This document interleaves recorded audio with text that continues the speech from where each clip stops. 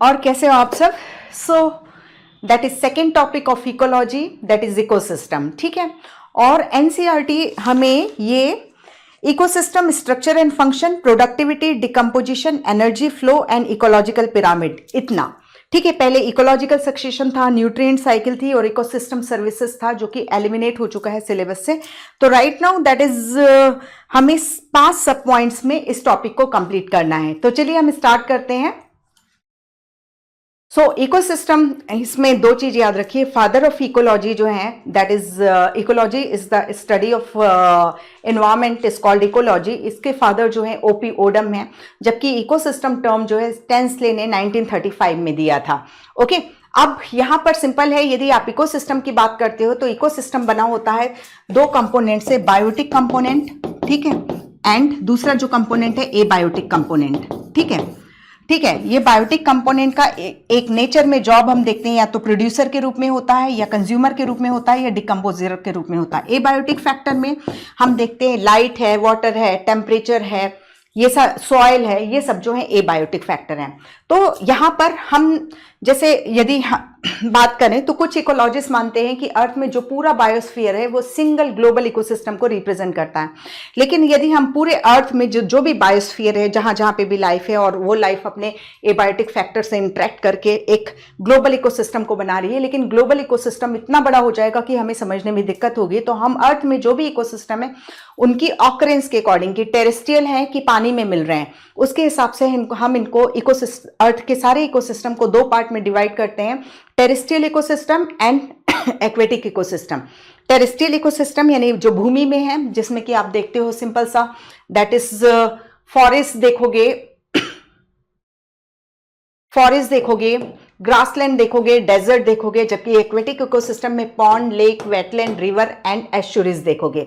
ठीक है, यहां पर पॉन्ड, लेक, तालाब और झील आपको मालूम होगा। वेटलैंड और एस्चुरीज की बात कर लेते हैं। वेटलैंड जैसे ये लैंड एरिया है, ठीक है, जमीन है ये, ठीक है, या इसके किनारे किनारे जो ये पानी रहेगा तो इसको भी तब भी आप इसको वेटलैंड बोलोगे, या इसके ऊपर थोड़ा सा जैसे दलदली भूमि होती है उसके ऊपर थोड़ा पानी होता है, वो भी वेटलैंड कहलाएगा। अब एस्चुरीज की बात करते हो तो एस्चुरीज क्या होता है, जैसे ये समुद्र, ये नदी है, रिवर है, ये बहते हुए इस समुद्र में आकर के मिल रही है। ठीक है, तो ये जहां पर ये समुद्र और नदी का पानी मिलेगा ना, वो एरिया जो हो जाएगा एस्चुरीज हो जाएगा। और एस्चुरी के पानी को देखो, समुद्र का पानी सॉल्टी होगा, वहां के समुद्र के पानी को हम सॉल्ट वाटर बोलते ही है। ठीक है, जब एस्चुरी का वाटर होता है जो लेस सॉल्टी हो जाएगा एज कंपेयर टू समुद्र के पानी से, तो उसको हम ब्रैकिश वाटर कहते हैं। ठीक है, तो ये हमने देखा टेरेस्ट्रियल इकोसिस्टम। इसी में यदि आप देखो मैन मेड टेरेस्ट्रियल इकोसिस्टम के एग्जांपल में जो हम खेत लगाते हैं, दैट इज क्रॉप फील्ड जो होता है, वो आर्टिफिशियल या man made ecosystem, man made terrestrial ecosystem है। वैसे ही एक्वेटिक इकोसिस्टम में हमने देखा pond, lake, wetland, river and estuaries है, और ये natural ecosystem, natural aquatic ecosystem है।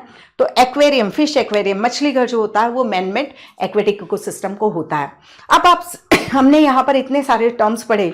फॉरेस्ट, आप किसी एक इकोसिस्टम को देखते हो तो आपको पता चल जाता है ना ये फॉरेस्ट है, या आपको ये पता चल जाता है ये पॉन्ड है, या ग्रासलैंड है, कि डेजर्ट है, कि एस्चुरी से ही पता चल जाता है ना। तो कैसे पता चलता है, उसको देखते साथ आप पता कर पाते हो।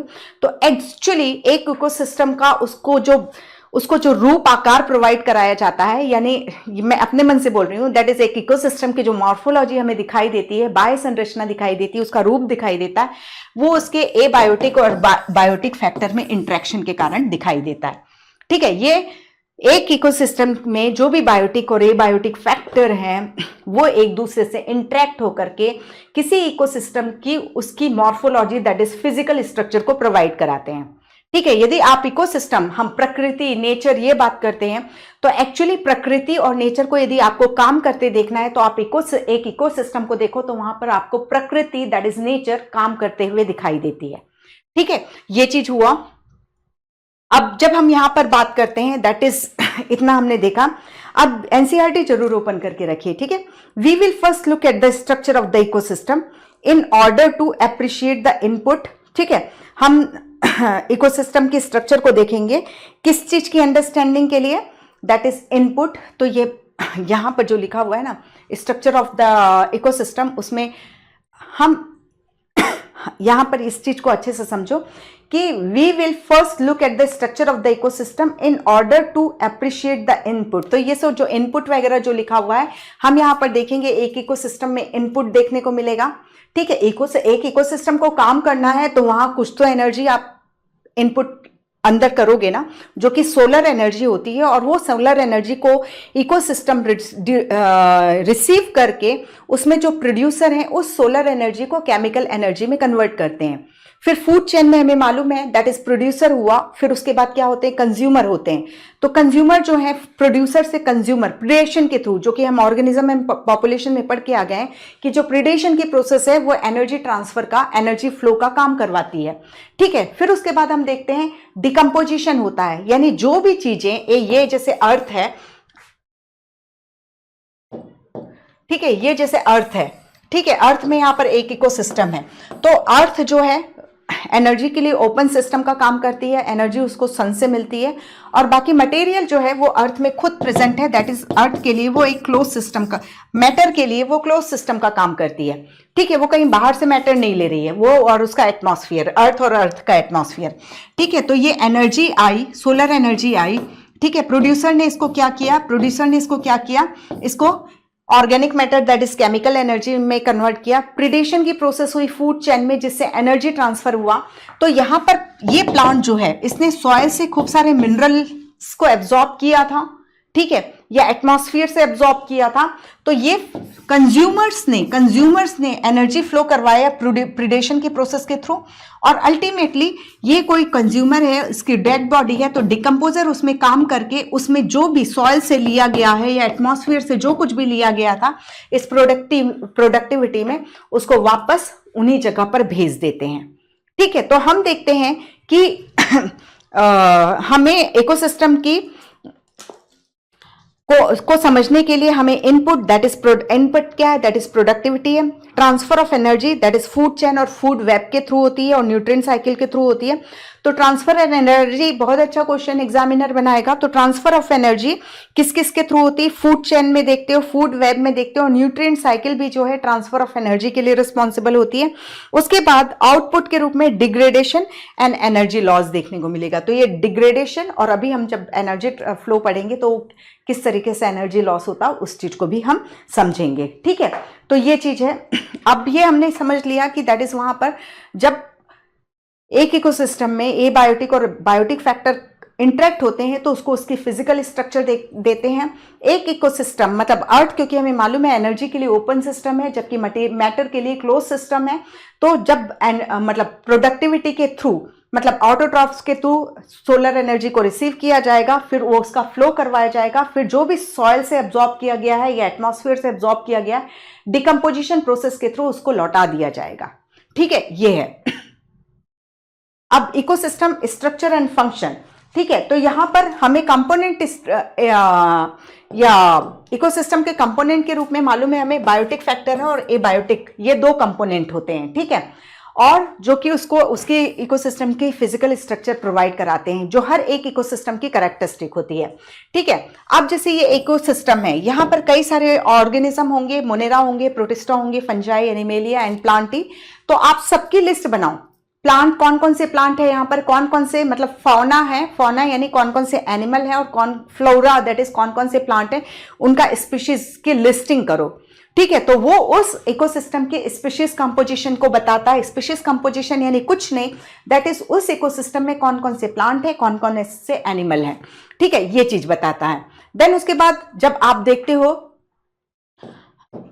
यहां स्टार्टिफिकेशन एक टर्म यूज हो रहा है, स्टार्टिफिकेशन। तो स्टार्टिफिकेशन, जैसे आप ट्रॉपिकल रेन फॉरेस्ट में जाओगे तो आपको सबसे पहले एक सबसे ऊपर वाले स्ट्रेटा पे, लेयर पे आपको ट्रीज देखने को मिल रहे हैं, सबसे ऊंचे ट्रीज हैं। ठीक है, ये वर्टिकल स्टार्टिफिकेशन कर रहे हैं। ठीक है, तो सब फॉरेस्ट में सबसे ऊपर आपको क्या देखने को मिल रहा है, ट्री देखने को मिलते हैं। फिर आप देखो यहां पर आपको श्रब्स देखने को मिल रही हैं। श्रब्स थोड़ी बड़ी बड़ी होती हैं, ट्री से छोटी होती है लेकिन हर्ब से बड़ी होती है, और सबसे नीचे वाले लेवल पर आपको हर्ब देखने को मिल रहा है। तो हम एक फॉरेस्ट में 3 लेयर देख रहे हैं, tree, then second layer middle one is shrub and lower most के रूप में हर्ब्स को देखते हैं। हर्ब्स एंड ग्रासेस जो होते हैं lower most layer that is strata को ऑक्यूपाई करते हैं। ठीक है, अब the component of the ecosystem are seen to function as a unit when you consider the following aspect. ठीक है, अब कंपोनेंट, इकोसिस्टम के कंपोनेंट कौन कौन है, दैट इज बायोटिक फैक्टर और एबायोटिक फैक्टर। उनको आप काम करते हुए दिखोगे। ठीक है, जब आप उनकी फंक्शनिंग को देख पाओगे जब इकोसिस्टम की ये qualities productivity, decomposition, energy flow और न्यूट्रिएंट साइकिल को आप देखते हो। तो यानी हमने बोला इकोसिस्टम बना हुआ है बायोटिक और एबायोटिक फैक्टर से, और ये एबायोटिक और बायोटिक फैक्टर काम करते हैं तो हमें प्रोडक्टिविटी, डिकम्पोजिशन, एनर्जी फ्लो और न्यूट्रिएंट साइकिल देखने को मिलती है। ठीक है, तो ये चीज है। अब इसके बाद हम पॉन्ड इकोसिस्टम की बात करते हैं। तो पॉन्ड इकोसिस्टम की बात करने से पहले एक चीज को याद रखिए, यदि हम एक वाटर बॉडी को देखते हैं, जैसे यहां पर हम एक शैलो पॉन्ड ही ले रहे हैं या कोई भी एक्वेटिक सिस्टम देखोगे, इकोसिस्टम देखोगे, तो आपको 4 जोन इसमें दिखाई देंगे। एक जो है दैट इज दिखाई देता है लिटोरल जोन। ठीक है, लिटोरल जोन, ये लिटोरल जोन, ये इधर का लिटोरल जोन हो गया। ठीक है, अब यहां पर ये जो है, यहां पर जो भी प्लांट्स ग्रो करेंगे ना वो रूटेड हो जाएंगे। यहां पर जो भी प्लांट ग्रो कर रहे हैं वो रूटेड है। ठीक है, यहां पे भी। अब इसके बाद ये जो पानी की ये सतह है, जहां जो ये पूरा डेप्थ में है ना, तो यहां पर जहां तक लाइट जाएगी, यहां मतलब लाइट का पेनिट्रेशन होगा, तो इसको हम क्या बोलते हैं, लिम्नेटिक। ठीक है, तो इसमें जनरली आपको फ्री फ्लोटिंग, क्योंकि सॉइल तो फिर यहां पर है। ठीक है, बहुत डेप्थ में है, तो यहां पर लिम्नेटिक एरिया में मेनली आपको फ्री फ्लोटिंग प्लांट दिखाई देंगे। फिर उसके बाद ये एरिया जो देख रहे हो ये क्या कहलाएगा, प्रोफाउंडल जोन। प्रोफाउंडल जोन। ठीक है, तो लिम्नेटिक जोन तक ही लाइट आएगी, तो फोटोसिंथेसिस जो होगी, ऑटोट्रॉफ आपको इतने ही एरिया में दिखाई देंगे, इतने ही एरिया लिम्नेटिक एंड लिटोरल तक में ही आपको क्या दिखाई देंगे, फोटो ऑटोट्रॉफ दिखाई देंगे। ठीक है, प्लांट्स दिखाई देंगे। उसके बाद ये प्रोफाउंडल है और बॉटम जो है उसको हम बेंथिक जोन कहते हैं। ठीक है, तो प्रोफाउंडल एंड बेंथिक में लाइट आ नहीं रही है। ठीक है, तो यहां पर आप देखोगे बेंथिक दैट इज सेडिमेंट्री हो गया। यहां पर आपको मेनली डिकम्पोजिशन की डिकम्पोजर्स दिखाई देंगे जो डिग्रेडेशन दैट इज डिकम्पोजिशन में इन्वॉल्व होंगे, जबकि यहां पर आपको जू प्लैंक्टॉन्स भी दिखाई देंगे, फिशेस वगैरह सब दिखाई देंगी। ठीक है, तो यहां पर मतलब और भी हेट्रोट्रॉफ्स दिखाई दे रहे हैं, लेकिन यहां पर बेंथिक जो जोन है एक्वेटिक इकोसिस्टम का या किसी भी एक्वेटिक बॉडी का, वहां पर mainly sedimentary that is microbes activities that is decomposer activity देखने को मिलेगी। और डिकम्पोजिशन जो है वो कौन कौन करेंगे यहाँ पर, फंजाई, बैक्टीरिया और कई सारे फ्लैजिलेट्स, सब एनसीईआरटी है बेटा। ठीक है, बेंथिक में आपको मेनली डिकम्पोजिशन दिखाई दे रहा है और decomposition is done by fungi, bacteria and flagellates. ठीक है, प्रोफाउंडल में आपको हेट्रोट्रॉफ और जू प्लैंक्टन दिखाई देंगे। यहां पर लिम्नेटिक में ऑटोट्रॉफ्स, बस केवल ऑटोट्रॉफ नहीं दिखाई देंगे, सभी दिखाई देंगे। मतलब दैट इज प्रोफाउंडल और बेंथिक जोन में लाइट नहीं जा रही है तो यहां पर ऑटोट्रॉफ नहीं दिखाई देंगे प्रोफाउंडल और बेंथिक में। ठीक है, ये चीज है। अब यदि हम बात करते हैं कि एक पॉइंट से हम एक इकोसिस्टम की फंक्शनिंग को समझने जा रहे हैं, तो फंक्शनिंग के पॉइंट ऑफ व्यू से हम प्रोडक्टिविटी देखते हैं, डिकम्पोजिशन देखते हैं कि एक इकोसिस्टम क्या क्या काम करता है, प्रोडक्शन करता है, डिकम्पोजिशन करता है, एनर्जी फ्लो करवाता है और न्यूट्रिएंट साइकिल को ऑपरेट कराता है। ठीक है, तो जैसे हमने अभी पॉन्ड इकोसिस्टम में देखा, तो पॉन्ड इकोसिस्टम में पानी है, ठीक है, वाटर है और उसमें इनऑर्गेनिक और ऑर्गेनिक न्यूट्रिएंट्स जो है डिसॉल्व स्टेट में है। ठीक है, इसके अलावा देखो यही लिखा हुआ है, ठीक है, पानी है और उसमें डिसॉल्व ऑर्गेनिक और इनऑर्गेनिक सब्सटेंसेस हैं। यहाँ पर सोलर जो है इनपुट है जो कि प्रोडक्टिविटी देगा एबायोटिक फैक्टर में, अदर वाटर के अलावा इनऑर्गेनिक और ऑर्गेनिक मैटर के अलावा है सोलर इनपुट होगा जो कि लिम्नेटिक और लिटोरल जोन में होगा। और लाइट पड़ने के कारण यहाँ पर एक पर्टिकुलर टेम्परेचर होगा, डे लेंथ होगी और अदर क्लाइमेटिक कंडीशन जो होंगी वो इकोसिस्टम की फंक्शनिंग को रेगुलेट करेंगे। सिंपल सा मालूम है, यहाँ पर जितने भी लिविंग ऑर्गेनिज्म होंगे उनमें metabolism with the help of enzyme होता है, तो टेम्परेचर का रोल कितना इंपॉर्टेंट है सबको बहुत अच्छे से क्लियर रहता है। ठीक है, तो आप देखो इसमें एबायोटिक कंपोनेंट में वाटर, उसमें डिजोल्व इनऑर्गेनिक और ऑर्गेनिक मैटर हो गया, इसके अलावा सोलर इनपुट हो गया, cycle of temperature, day length हो गई, और क्लाइमेटिक कंडीशन जो है वो इकोसिस्टम की फंक्शनिंग को रेगुलेट करते हैं। यहां पर यदि ऑटोट्रॉफिक कंपोनेंट देखो तो जो कि लिटोरल एंड लिम्नेटिक जोन में देखने को मिलेंगे, तो फाइटोप्लैंक्टन हो जाएंगी, सम एल्गीज हो जाएगी और सम हायर प्लांट्स हो जाएंगे, जैसे floating submerged plant, floating plant, submerged plant, marginal plant. Marginal यानी जैसे ये पॉन्ड है तो इधर की जो लिटोरल जोन में उगे हुए हैं वो मार्जिनल प्लांट्स हो जाते हैं, ठीक है। तो फ्लोटिंग जैसे कमल वगैरह है, कुछ सबमर्ज जो पानी के अंदर डूबे हुए होंगे, ठीक है। और मार्जिनल प्लांट, यदि ये मान लो जैसे ये समुद्र है, कुछ सबमर्ज्ड हैं, रूटेड हैं, लेकिन उनका फोटोसिंथेटिक जो है वो लिम्नेटिक एंड लिटोरल एरिया, मतलब पत्तियां वगैरह जब वहां रहेंगी तभी वो फोटोसिंथेसिस कर पाएंगे। ऐसा कोई सा भी सबमर्ज प्लांट नहीं होगा जो सिर्फ प्रोफाउंडर और बेंथिक जोन तक लिमिटेड हो, ठीक है। ये चीज हो गया। फिर इसके बाद यदि आप कंज्यूमर में देखो तो कंज्यूमर में आपको जू प्लैंक्टन, फ्री स्विमिंग जैसे फिशेस वगैरह देखने को मिलेंगी और बॉटम ड्वेलिंग फॉर्म आपको देखने को मिलेंगे कंज्यूमर में, जबकि डिकम्पोजर में फंजाई, बैक्टीरिया और फ्लैजिलेट्स होंगे, ठीक है, जो कि बेंथिक रीजन में सबसे ज्यादा देखने को मिलेंगे, अबंडेंट होंगे, ठीक है। अब ये एक हम छोटे से पॉन्ड की बात कर रहे हैं, तो जो एक्टिविटी आपको इस छोटे से पॉन्ड तालाब में देखने को मिल रही है वो आप समुद्र का भी इकोसिस्टम देख लो तो वहां पे भी आपको यही एक्टिविटीज देखने को मिलेगी। इससे किसी भी चीज में कोई भी कितना भी बड़ा इकोसिस्टम हो और एक सड़क का गड्ढे में भी यदि आप वहां उसको पानी भरा रहता है, ठीक है, तो वहां का भी इकोसिस्टम, उसमें सभी में इकोसिस्टम इसी तरीके के काम करते हुए दिखाई देगा, ठीक है। मतलब उसकी फंक्शनिंग यही होगी, उसमें प्रोडक्टिविटी, डिकम्पोजिशन, इसके अलावा एनर्जी फ्लो, इसके अलावा न्यूट्रिएंट साइकिल ऑपरेट होती दिखाई देगी। यदि आप किसी इकोसिस्टम को डिस्टर्ब नहीं करते हो ना, वो सेल्फ सस्टेनेबल होता है, उसमें बिल्कुल एक बैलेंस्ड होम्योस्टेसिस कहना चाहिए कि हाँ वो अपने आप पूरा की पूरा अपने आप को ऑपरेट कर लेता है। कोई भी नहीं जाता है ट्रॉपिकल रेन फॉरेस्ट की एक्टिविटी को कंट्रोल करने के लिए, ठीक है। एक्टिविटी मतलब उसकी तो एक्टिविटीज को ना हम क्या कहते हैं, इम्बैलेंस ही करते हैं, ठीक है। अदरवाइज हमारी कोई छेड़छाड़ ना हो, एंथ्रोपोजेनिक एक्शन नहीं हो, तो सारे इकोसिस्टम बहुत हेल्दी रहेंगे, ठीक है। ये चीज है। अब यहां पर सिंपल सा देखो, यहां पर इनऑर्गेनिक सोलर इनपुट जो है, सोलर एनर्जी जो है वो फोटोसिंथेसिस कराती है, जिससे कि organic matters that is glucose वगैरह का बनना होता है। फिर कंज्यूमर के थ्रू एनर्जी फ्लो होता है, और डिकम्पोजर के थ्रू जो भी एनर्जी है, डिकम्पोजर के थ्रू जो भी इनऑर्गेनिक मैटर पानी से या सॉइल से लिए गए थे, ये सब जो या एटमॉस्फेयर से लिए गए थे, वो सबको डिकम्पोजिशन की प्रोसेस के थ्रू वापस कर दिया जाता है।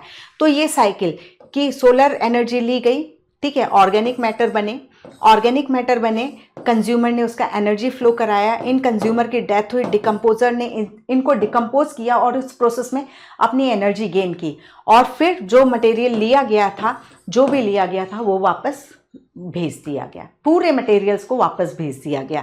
तो फिर नई जनरेशन के लिए यह मटेरियल जो कि डिकम्पोजर ने रिलीज कर दिया है, नॉट डिलीट, रिलीज कर दिया है, वो फिर न्यू जनरेशन के लिए अवेलेबल होता रहेगा, और ये साइकिल जो है ऑपरेट होती रहेगी, ठीक है।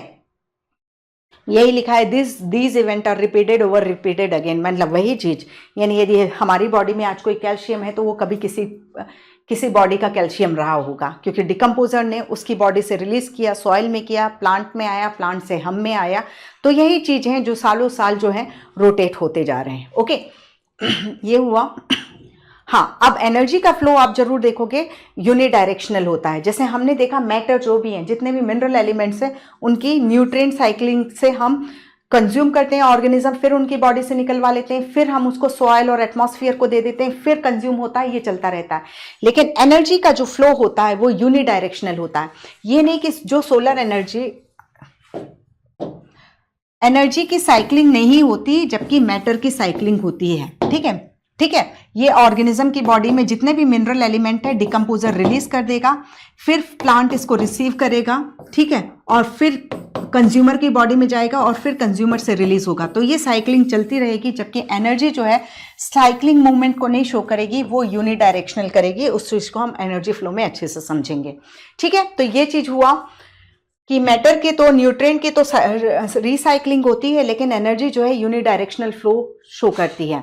अब यहाँ पर सिंपल सा है, कई बार बोल दिया हमने कि दैट इज इकोसिस्टम की फंक्शनिंग में हम क्या देखते हैं, productivity and energy flow, nutrient and decomposition, nutrient cycling and development, ठीक है, न्यूट्रिएंट साइक्लिंग इतना देखते हैं। अब इकोसिस्टम की फंक्शनिंग की यदि हम बात करते हैं तो इकोसिस्टम की फंक्शनिंग के लिए एनर्जी चाहिए, और वो एनर्जी कौन प्रोवाइड कराएगा, that is sun. Solar energy के बिना आप इकोसिस्टम को काम करते नहीं देख पाते। इकोसिस्टम क्या क्या काम कर रहा है, दैट इज एक प्रोडक्टिविटी दे रहा है, एक एनर्जी फ्लो दे रहा है, एक डिकम्पोजिशन दे रहा है, और इकोसिस्टम में हम न्यूट्रिएंट साइकिल को भी ऑपरेट होते देख रहे हैं। तो इस प्रोसेस के लिए जो भी एनर्जी चाहिए वो अल्टीमेटली कहाँ से मिल रही है, सोलर एनर्जी से। ठीक है, तो यहाँ पर सिंपल है, एक ये हम जैसे बना रहे हैं, ये प्रोड्यूसर, ये कंज्यूमर्स हुए, और यहाँ पर इन पे काम कर रहे हैं, सभी पे काम करेंगे डिकम्पोजर। ठीक है, सभी पे काम करेंगे डिकम्पोजर। ठीक है, तो अब जैसे सिंपल है, ये एक इकोसिस्टम है, तो यहाँ इकोसिस्टम में ये अर्थ है। ठीक है, जो मैटर है वो अर्थ में है या उसके एटमॉस्फेयर में है। ठीक है, तो सोलर एनर्जी आई तो प्लांट ने इनऑर्गेनिक सब्सटेंसेस को सॉइल और एटमॉस्फेयर से लिया, और रिजल्टेंट क्या प्रोड्यूस करके दिया, ऑर्गेनिक मैटर। ठीक है, तो प्लांट जो ऑर्गेनिक मैटर को प्रोड्यूस करते हैं, दैट इज बायोमास प्रोडक्शन जो होता है, प्लांट के द्वारा किया गया बायोमास प्रोडक्शन जो है, उसी को ही हम क्या कहते हैं, प्राइमरी प्रोडक्टिविटी। और प्राइमरी प्रोडक्टिविटी जो बोल रहे हो, दैट इज प्राइमरी प्रोडक्टिविटी क्या है, दैट इज प्लांट के लेवल पर ऑर्गेनिक मैटर का प्रोडक्शन, दैट इज बायोमास का प्रोडक्शन ही प्रोडक्टिविटी कहलाता है। अब ये प्रोडक्टिविटी जैसे सिंपल है, एक लीफ है इतनी बड़ी, इसके पर यूनिट एरिया में कितना बायोमास का प्रोडक्शन हो रहा है, उसको हम एक्सप्रेस करते हैं ग्राम per metre square per year. ठीक है, ग्राम per metre square per year, या आप इसको एनर्जी के लेवल पे भी एक्सप्लेन कर सकते हो, kilo joule per metre square per year. आपको मतलब एक पर्टिकुलर टाइम पीरियड में पौधे की या एक पौधे ने या पौधे के एक कोई भी पर यूनिट एरिया ले लो, आप 1 सेंटीमीटर स्क्वायर भी ले सकते हो, बट यहां पर जब प्रोडक्टिविटी को बताया जाता है तो पर मीटर स्क्वायर में 1 मीटर, ये इतना एरिया है, यदि ये इतना 1 मीटर स्क्वायर का एरिया है। ठीक है, विड्थ एंड लेंथ। ठीक है, पर एरिया। ठीक है, तो 1 मीटर स्क्वायर एरिया में कितना बायोमास का प्रोडक्शन हुआ, कितने, दैट इज बायोमास का प्रोडक्शन, दैट इज कितना ऑर्गेनिक मैटर प्रोड्यूस हुआ, वो उस एरिया की प्राइमरी प्रोडक्टिविटी होती है। ठीक है, देखो सिंपल है, एक प्रोडक्टिविटी टर्म यूज करें, एक प्राइमरी प्रोडक्टिविटी टर्म यूज करें। तो सबसे पहले हम ऐसे ही करते हैं, चलो सबसे पहले हम प्रोडक्टिविटी समझते हैं। ठीक है, तो प्रोडक्टिविटी का मतलब क्या हो जाता है, प्रोडक्टिविटी का मतलब क्या हो जाता है, बायोमास या ऑर्गेनिक मैटर का प्रोडक्शन, या दैट इज बायोमास का प्रोडक्शन पर यूनिट एरिया। ठीक है, और बायोमास का प्रोडक्शन या ऑर्गेनिक मैटर का प्रोडक्शन है, इसको हम 2 यूनिट में एक्सप्रेस करते हैं। एक तो हम वेट के पॉइंट व्यू से कितना भार है, ग्राम पर मीटर स्क्वायर, और एक ड्यूरेशन पर ईयर, या व्हाटएवर चेंज भी किया जा सकता है। ठीक है, ग्राम पर मीटर स्क्वायर, कोई भी प्रोडक्टिविटी को ग्राम per metre square per year के रूप में एक्सप्रेस करो। ठीक है, इसी को इन लोगों ने इस तरीके से लिखा है, 1 साल में पर मीटर स्क्वायर है, दैट इज वाई 2, या फिर आप किस में एक्सप्रेस करते हो, किलो जूल। ठीक है, पर मीटर स्क्वायर पर ईयर। इन 2 में से कोई भी एक यूनिट में आप बायोमास प्रोडक्शन या प्रोडक्टिविटी को एक्सप्रेस कर सकते हो। तो सिर्फ प्रोडक्टिविटी की बात की हमने। अब ये प्रोडक्टिविटी, ठीक है, अभी सिर्फ प्रोडक्टिविटी बोली, बायोमास का प्रोडक्शन। अब इसमें आप देखोगे प्राइमरी प्रोडक्टिविटी होती है और सेकेंडरी प्रोडक्टिविटी होती है। ठीक है, प्राइमरी प्रोडक्टिविटी जो है वो प्लांट के लेवल पे होती है, ऑटोट्रॉफ्स के लेवल पे होती है, और सेकेंडरी प्रोडक्टिविटी जो होती है हेटेरोट्रॉफ के लेवल पर कितना ऑर्गेनिक मैटर का प्रोडक्शन हो रहा है, उसको हम सेकेंडरी प्रोडक्टिविटी कहते हैं। प्लांट्स के लेवल में हमने प्राइमरी प्रोडक्टिविटी बोला। अब ये प्राइमरी प्रोडक्टिविटी को फिर हम 2 में डिवाइड करते हैं, ग्रॉस प्राइमरी प्रोडक्टिविटी और नेट प्राइमरी प्रोडक्टिविटी। ठीक है, तो अब समझ में आया, पहले हमने सिर्फ प्रोडक्टिविटी बोला, प्रोडक्टिविटी यानी पर यूनिट एरिया में कितने बायोमास का प्रोडक्शन हो रहा है या ऑर्गेनिक मैटर का प्रोडक्शन हो रहा है। फिर उसको हमने इस प्रोडक्टिविटी को 2 में डिवाइड किया, primary productivity and secondary productivity. Plant के लेवल पर होने वाला बायोमास का प्रोडक्शन हम प्राइमरी प्रोडक्टिविटी कह रहे हैं, और हेटेरोट्रॉफ के लेवल पर होने वाला बायोमास या ऑर्गेनिक मैटर का प्रोडक्शन जो होता है दैट इज सेकेंडरी प्रोडक्टिविटी हुआ। ओके, अब प्लांट में हम देख रहे हैं ग्रॉस प्राइमरी प्रोडक्टिविटी, यानी प्लांट्स ने जो टोटल बायोमास का प्रोडक्शन किया है वो ग्रॉस प्राइमरी प्रोडक्टिविटी है। देन अगेन इसको आप ग्राम में per metre square per year में एक्सप्रेस कर सकते हो या kilo joule per metre square per year में एक्सप्रेस कर सकते हो। ठीक है, अब ये ग्रॉस प्राइमरी प्रोडक्टिविटी हुई। उसके बाद आप देखते हो that is net primary productivity. तो यानी ये जैसे ये प्लांट है, ठीक है, इसने मान लो जितना भी बायोमास का प्रोडक्शन किया वो कहला रहा है, जितना भी उसने फोटोसिंथेसिस में ऑर्गेनिक मैटर का प्रोडक्शन किया उसको जीपीपी बोल दिया हमने, ग्रॉस प्राइमरी प्रोडक्टिविटी। अब ये प्लांट ऐसा तो नहीं है कि जो भी बनाया वो सब कंज्यूमर को दे देगा, इसकी भी सेल हैं वो रेस्पिरेशन करेंगी। ठीक है, इसकी भी जो सेल हैं वो रेस्पिरेशन करेंगी, कुछ प्लांट पार्ट टूट के गिर जाएंगे। ठीक है, तो यानी जो भी ये जो टोटल बायोमास का प्रोडक्शन है उसमें से मतलब जीपीपी से हम जब रेस्पिरेशन को निकाल देते हैं, ठीक है, रेस्पिरेशन को निकाल देते हैं तो जो बचता है उसको नेट प्राइमरी प्रोडक्टिविटी कहते हैं। और यही नेट प्राइमरी प्रोडक्टिविटी प्रोड्यूसर से कंज्यूमर के लेवल में ट्रांसफर होती है। ठीक है, जितनी भी प्राइमरी प्रोडक्टिविटी थी, जितनी भी ग्रॉस प्राइमरी प्रोडक्टिविटी थी, उससे उस ऑटोट्रॉफ ने रेस्पिरेशन में जो भी यूज किया या व्हाटएवर उसने जो भी यूज किया उस ग्रॉस प्राइमरी प्रोडक्टिविटी का, उसको माइनस कर दो तो वो रेस्पिरेशन में ही यूटिलाइज होगी मेनली। तो GPP minus R that is respiration is equal to NPP. और यही एनपीपी जो है फूड चेन में, ये जैसे फूड चेन है, ये फूड चेन है, ये प्रोड्यूसर है, प्रोड्यूसर के लेवल पे आई जीपीपी, उसने उसमें से रेस्पिरेशन माइनस कर लिया तो बचा एनपीपी। यही एनपीपी जो है कंज्यूमर के लेवल पर अवेलेबल होगी, मतलब कंज्यूमर को ट्रांसफर की जाएगी through the process of predation.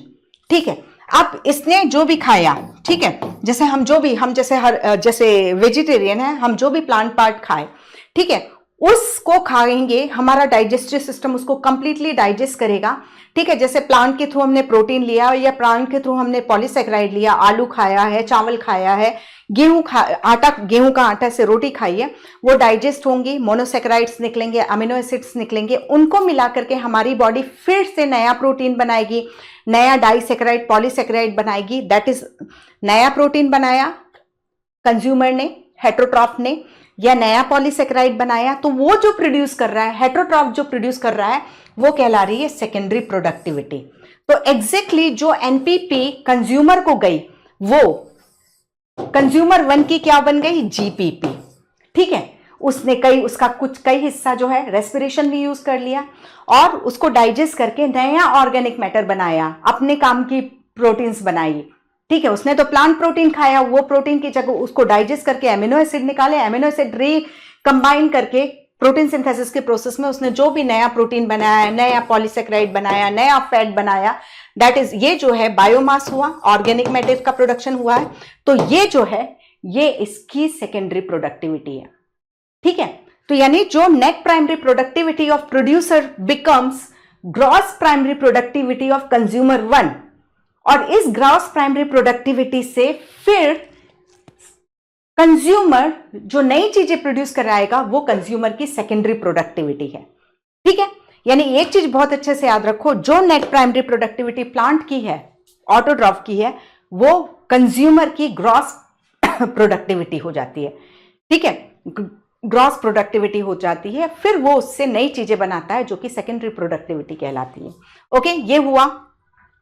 अब हमने इसको थॉरली समझ लिया कि किस यूनिट में एक्सप्रेस करोगे, gram per metre square per year या kilo joule per metre square per year में। ठीक है, what is GPP, what is NPP and what is secondary productivity. अब आप यहां पर देखो हाँ, इसके अलावा जो है, हाँ, किसी की भी प्राइमरी प्रोडक्टिविटी जो है, कोई इकोसिस्टम की प्राइमरी प्रोडक्टिविटी है, वहां पर कौन कौन सी प्लांट स्पीशीज है, जैसे कि जस्ट हमने फोटोसिंथेसिस में हम ये समझते हैं कि C4 प्लांट की प्रोडक्टिविटी C3 के कंपैरिजन में ज्यादा होती है। इसके अलावा भी आप देखो तो जैसे मिजोफाइट है, एक्वेटिक प्लांट है, उनमें भी प्रोडक्टिविटी का लेवल डिफरेंट हो जाता है। तो प्लांट स्पीशीज का कंपोजिशन, कौन कौन सी प्लांट स्पीशीज उस इकोसिस्टम में है। इसके अलावा आप देखोगे कई सारे इन्वायरमेंटल फैक्टर, कितनी न्यूट्रिएंट की अवेलेबिलिटी है और फोटोसिंथेटिक कैपेसिटी क्या है प्लांट की, जो कि दैट इज C4 वाला है जो किस्सा बोल रहे हैं। तो कौन सी प्लांट स्पीशीज है, क्या इन्वायरमेंटल फैक्टर है, उस इकोसिस्टम में कितने न्यूट्रिएंट अवेलेबल हैं, कि किस प्लांट की क्या फोटोसिंथेटिक कैपेसिटी है, ये सब जो है उस इकोसिस्टम की प्राइमरी प्रोडक्टिविटी को डिसाइड करते हैं। अब आप यदि टोटल देखो तो यदि अर्थ में देखो नेट प्राइमरी प्रोडक्शन जो है पूरे बायोस्फीयर का 170 बिलियन टन है। ठीक है 170 billion ton. 1 billion is equal to 1000 million होता है और 1 million is equal to 10 lakhs होता है। ठीक है, तो दैट इज ओवरऑल बायोस्फीयर की टोटल प्रोडक्टिविटी आप देखने जाते हो तो ये होती है 170 बिलियन टन। ठीक है, जिसमें से आप देखते हो यहां पर पूरे बायोस्फीयर की, और बायोस्फीयर में एक्वेटिक इकोसिस्टम भी है और टेरेस्ट्रियल इकोसिस्टम भी है। तो आप देखते हो जो एक्वेटिक इकोसिस्टम है उसकी इन 170 में से सिर्फ 55 बिलियन टन एक्वेटिक इकोसिस्टम की, जबकि आपको मालूम है अर्थ के 70% एरिया को समुद्र ऑक्यूपाई किया हुआ है। अर्थ के 70% एरिया में एक्वेटिक इकोसिस्टम है, लेकिन प्रोडक्टिविटी वाइज वो काफी कम है। 170 में सिर्फ 55, तो 170 में 55 हटा दोगे तो कितना बचा, 115 बिलियन टन जो है किसकी प्रोडक्टिविटी है, दैट इज टेरेस्ट्रियल इकोसिस्टम की है, और 55 बिलियन टन जो है किसकी है, अर्थ के एक्वेटिक इकोसिस्टम की है। तो आप देख रहे हो अर्थ का 70% एरिया ऑक्यूपाई करने के बाद भी एक्वेटिक इकोसिस्टम ज़्यादा प्रोडक्टिविटी नहीं दे पा रहे हैं। उसका कारण ये है कि एक तो वो पानी में है तो लाइट पेनिट्रेशन कम हो जाता है, टेम्परेचर कंपेरेटिवली कम होता है। ठीक है, जिसके कारण एंजाइमेटिक एक्टिविटी अफेक्ट करती है। इसके अलावा न्यूट्रिएंट डिसोल्यूशन भी एज कंपेयर टू टेरेस्ट्रियल, क्योंकि अभी हम जब ग्रेजिंग फूड चेन और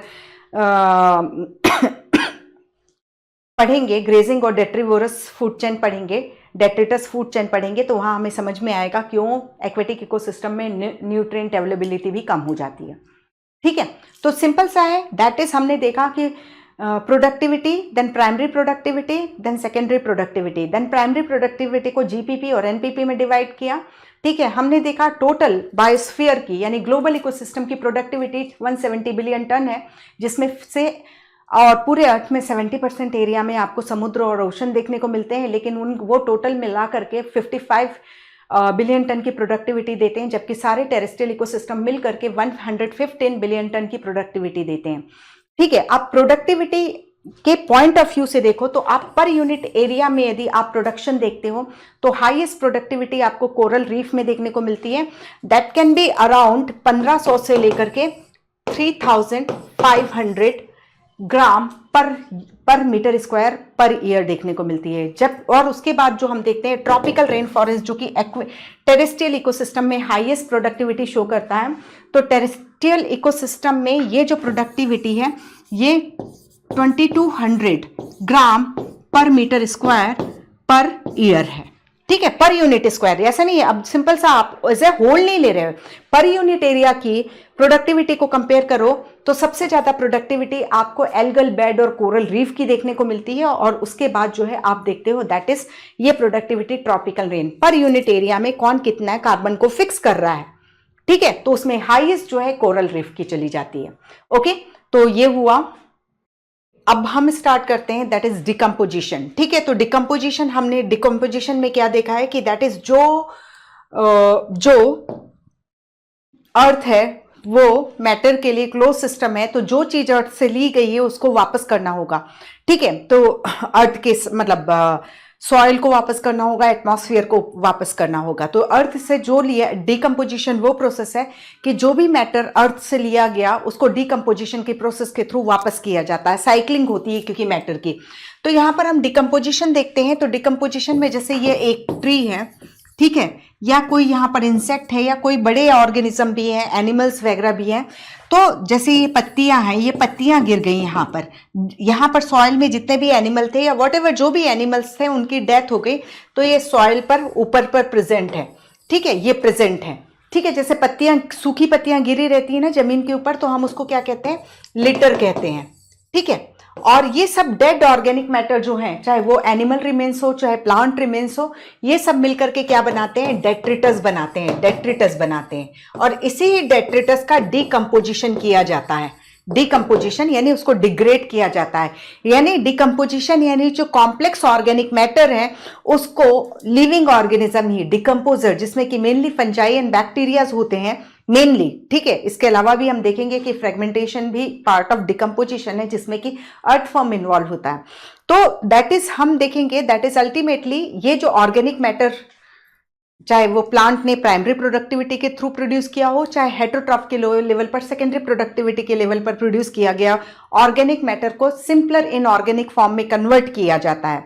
और यही कॉम्प्लेक्स ऑर्गेनिक मैटर का सिंपलर इनऑर्गेनिक फॉर्म में कन्वर्शन जो होता है दैट इज कॉल्ड डिकम्पोजिशन, ठीक है। तो लिटर है और डिट्रिटस, ठीक है। तो सॉइल के ऊपर जो ये पूरी पूरी पत्तियां वगैरह पड़ी हैं जो कि लिटर कहला रही है, यहां पर सब चीज मिला करके क्या बना रहे हैं, दैट इज डेट्रिटस को प्रोड्यूस कर रहे हैं, ठीक है। अर्थवॉर्म को हम फार्मर्स फ्रेंड के नाम से जानते हैं क्योंकि अभी ये हमारी एनसीईआरटी लिखती है तो सिंपल है, ये जो है दैट इज अर्थवॉर्म क्या करते हैं, ये लीफ वीफ को खाते हैं, इनको छोटे छोटे टुकड़े में टूट देंगे।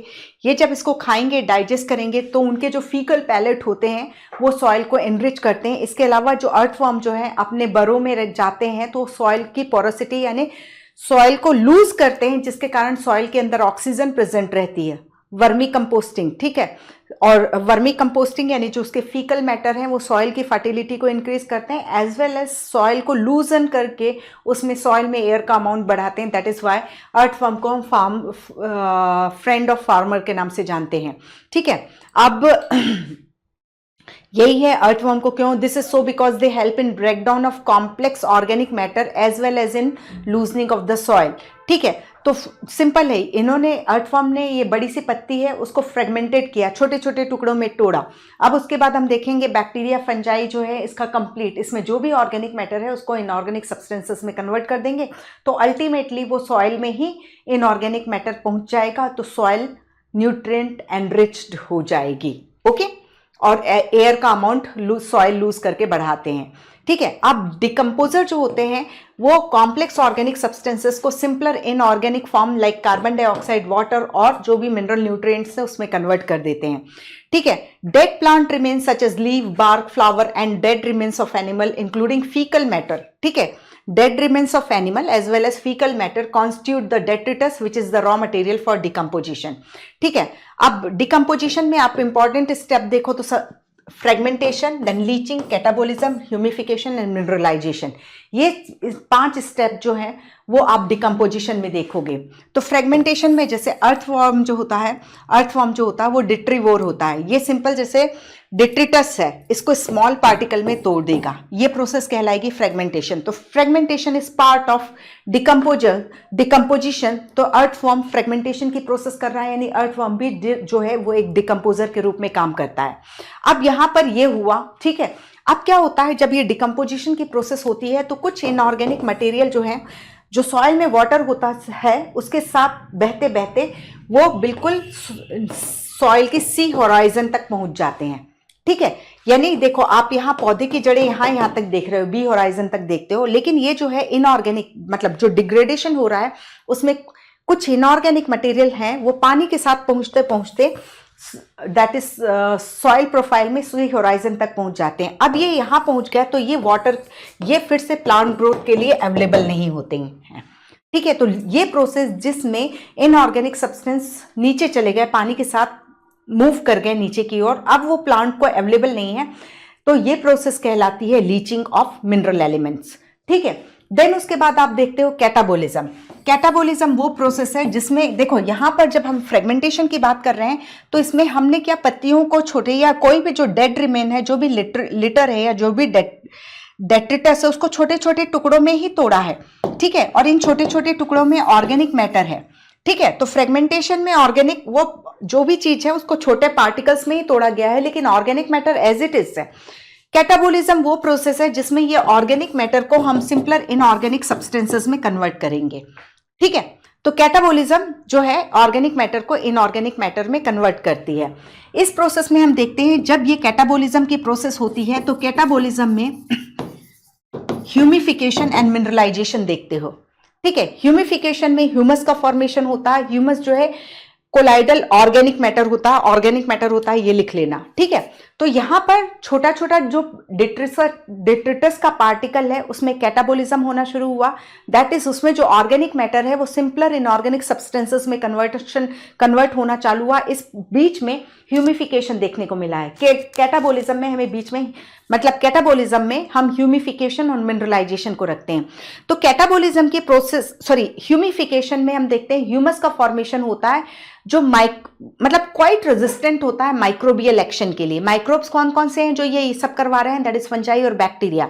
तो ह्यूमस जो बनती है वो ऑर्गेनिक मैटर है और कोलाइडल सब्सटेंस है, ठीक है। अब ये कोलाइडल सब्सटेंस है तो उसके कारण क्या होता है, कोलाइडल सब्सटेंस के कारण इसमें कैटायन एक्सचेंज बढ़ता है, ठीक है। और चिलेशन के थ्रू ये जो मिनरल एलिमेंट है, ये ह्यूमस जो कि कोलाइडल नेचर का है, वो मिनरल एलिमेंट को अपने में बांध के रखता है। चिलेशन यानी बॉन्डिंग के थ्रू जो मिनरल एलिमेंट, देखो एक तो है कि नहीं बांध के रखेगा तो वो पानी के साथ लीच हो जाएगा, नीचे चला जाएगा, जो प्लांट को ग्रोथ के लिए अवेलेबल नहीं होगा।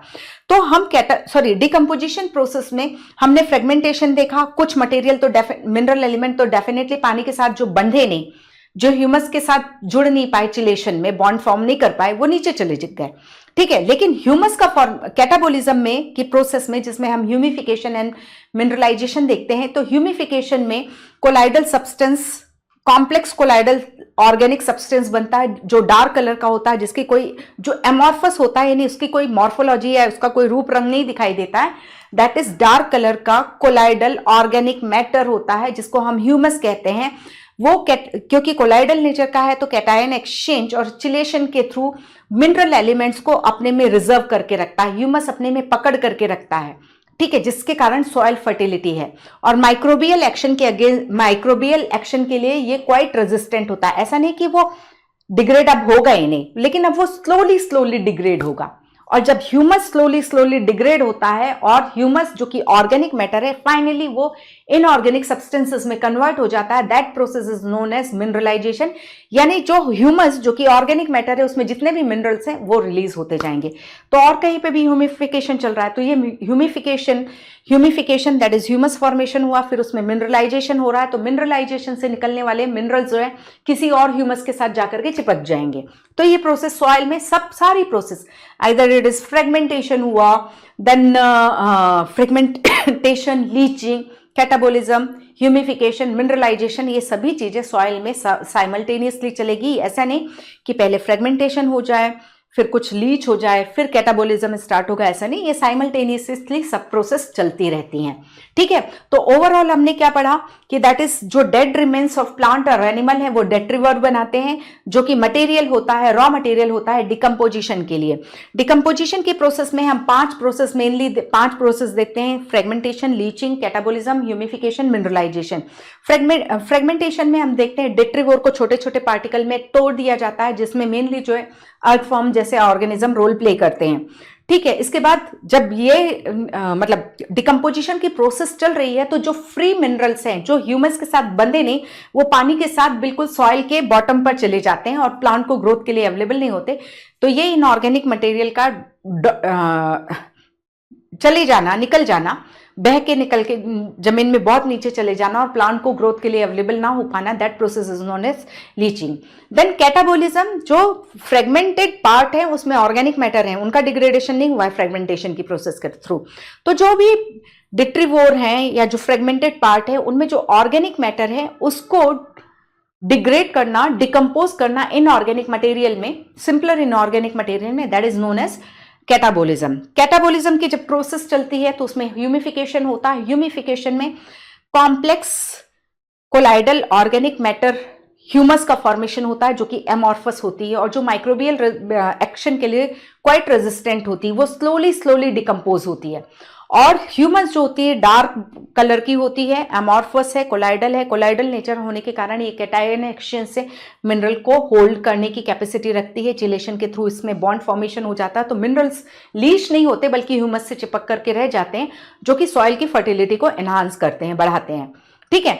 फिर ये ह्यूमस धीरे धीरे जो स्लोली डिग्रेड हो रही है, that process is known as mineralisation, जिसमें हम देखेंगे मिनरल्स जो है लीच निकल जाएंगे, ठीक है, मिनरल्स निकल जाएंगे जो ह्यूमस में बॉन्डेड है और वो फिर से प्लांट के लिए को अवेलेबल हो जाएंगे। तो humification lead to accumulation of dark coloured amorphous substance, organic substance होता है called humus, that is highly resistant to microbial action and undergo decomposition at the extremely slow rate. Being colloidal in nature it serve as a reservoir of nutrient. तो हमने देखा colloidal nature है तो cation exchange और chelation को promote कर रहा है ये।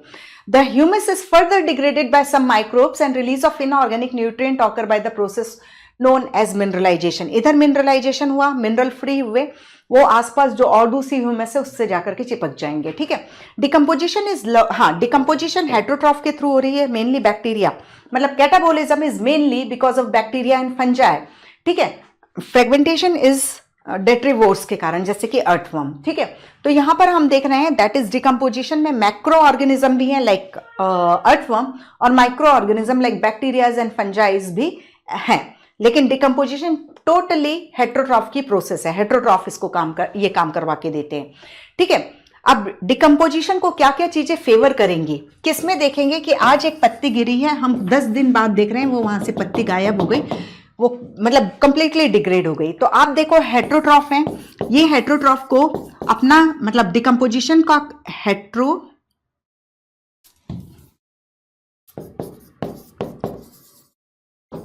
हेट्रोट्रॉफ है, तो इनको ये ग्रो करें तो इसके लिए इनको ऑक्सीजन की रिक्वायरमेंट होगी। ठीक है, न्यूट्रिएंट रिच है यदि ये डिट्रीवोर तो उनको बड़ा मजा आएगा, उनके लिए फूड ही फूड है। ठीक है, तो एक तो मतलब डिकम्पोजिशन कराना है तो ऑक्सीजन अवेलेबिलिटी कराओ। आपका जो डिट्रीवोर है वो N2 रिच होना चाहिए और what ever soluble substances like glucose वगैरह इस डिट्रीवोर में प्रेजेंट होना चाहिए। तो वो एक, जैसे हम बोलते हैं ना pollen reward, that is floral reward देते हैं प्लांट्स पॉलिनेशन के लिए, वैसे यदि डिकम्पोजर को अट्रैक्ट करना है तो डिट्रीवोर में मतलब जहाँ पे डिकम्पोजिशन की प्रोसेस हो रही है वहाँ ऑक्सीजन होनी चाहिए, डिट्रीवोर N2 रिच होना चाहिए और उसमें water soluble substances like glucose वगैरह प्रेजेंट होना चाहिए।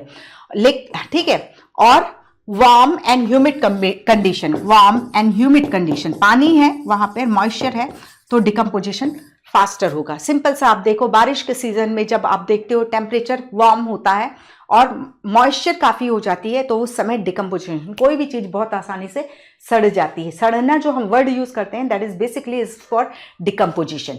ठीक है, और यहाँ पर डिकम्पोजर जो होते हैं हेट्रोट्रॉफ होते हैं और हेट्रोट्रॉफ में हम देखते हैं पैरासाइट और सेप्रोफाइट। तो डिकम्पोजर जो होते हैं सेप्रोफाइट होते हैं। जैसे सपोज ये एक बैक्टीरिया है, ठीक है, ये एंजाइम को सिक्रेट करेगा, यहाँ डिट्रीवोर को डाइजेस्ट करेगा और डाइजेस्टेड मटेरियल को वो एब्जॉर्ब कर लेगा। ठीक है, तो डिकम्पोजिशन जो होता है that is mainly detritivore, that is जो कि सेप्रोट्रॉफ होते हैं उनके थ्रू ये प्रोसेस होती है। तो हमने देखा डिकम्पोजिशन क्विकर होगा यदि डिट्रिटस जो है nitrogen and water soluble substance like sugar वगैरह से रिच होता है और ऑक्सीजन अवेलेबल होती है। अब फिर हम देखते हैं, ठीक है, temperature, warm and humid condition इस जो होती है दैट इज टेम्परेचर और सॉइल मॉइस्चर भी जो है डिकम्पोजिशन को फेवर करती है। अब डिकम्पोजिशन टफ कब हो जाएगा, बहुत देरी स्लो प्रोसेस हो जाएगी यदि डेट्रीवोर में लिग्निन और काइटिन जैसे सब्सटेंस ज्यादा हैं। ठीक है, लिग्निन और काइटिन जैसे सब्सटेंस ज्यादा हैं क्योंकि लिग्निन और काइटिन को डाइजेस्ट करने वाले या डिग्रेड करने वाले बहुत कम बैक्टीरियल स्पीशीज हैं, वो कम संख्या में है लिग्निन और काइटिन को डिग्रेड करने वाले। दैट इज वाई यदि डेट्रीवोर में डेट्रिटस में लिग्निन और काइटिन ज्यादा होगा तो डिकम्पोजिशन की प्रोसेस स्लो हो जाएगी। टेम्परेचर को डिक्रीज करा दोगे तो डिकम्पोजिशन स्लो हो जाएगा। ऑक्सीजन एनारोबिसिस यानी ऑक्सीजन की एब्सेंस जो होती है वो भी डिकम्पोजिशन को स्लो डाउन कर देती है। ओके, तो this is all about decomposition. ठीक है, अब यहां पर हम आगे एनर्जी फ्लो, नेक्स्ट फंक्शनिंग हम पढ़ते हैं दैट इज एनर्जी फ्लो। ठीक है, तो एनर्जी फ्लो में सिंपल सा हमने देखा था कि दैट इज यहां पर फूड चेन होती है, दैट इज ये प्रोड्यूसर है, ठीक है, कंज्यूमर 1 है, कंज्यूमर 2 है, कंज्यूमर 3 है। ठीक है, और डिकम्पोजर अभी हमने समझा। ठीक है, तो अब यहाँ पर हम देख रहे हैं प्रीडेशन की प्रोसेस जो है एक जो लेवल है उससे दूसरे लेवल में एनर्जी को ट्रांसफर करती है। तो यहाँ सिंपल है, except for the deep sea hydrothermal ecosystem sun is the only source of energy for all ecosystem on the earth. तो यहाँ पर डीप सी हाइड्रोथर्मल इकोसिस्टम में कीमो ऑटोट्रॉफिज्म चलता है, कीमो ऑटोट्रॉफिज्म, ठीक है। और बाकी जगह में आप हाइड्रोथर्मल डीप सी में प्रेजेंट हाइड्रोथर्मल वेंट को छोड़ दो तो रिमेनिंग प्लेसेस में सन एनर्जी ही एनर्जी का सोर्स होती है, ठीक है। अब यहाँ पर जितनी भी सोलर रेडिएशन अर्थ में आती है, ठीक है, उसमें से जितनी भी सोलर रेडिएशन अर्थ को टच कर रही है उसमें लेस देन 50% जो होता है photosynthetic active radiation, photosynthetic active radiation, photosynthetic active radiation, ठीक है, यानी जो विजिबल रेंज है लेस देन 50% होता है। और जितना भी पार देखो 100 आया, 100% सोलर रेडिएशन है, उसमें 50% तो आप देख लो इंफ्रा हो जाएगी और अल्ट्रावायलेट वॉट दूसरी हो गई, ठीक है। उसका सिर्फ 50% से भी कम जो है फोटोसिंथेटिक एक्टिव रेडिएशन है। अब ये जो सनलाइट आई उसमें less than 50% photosynthetic active radiation है।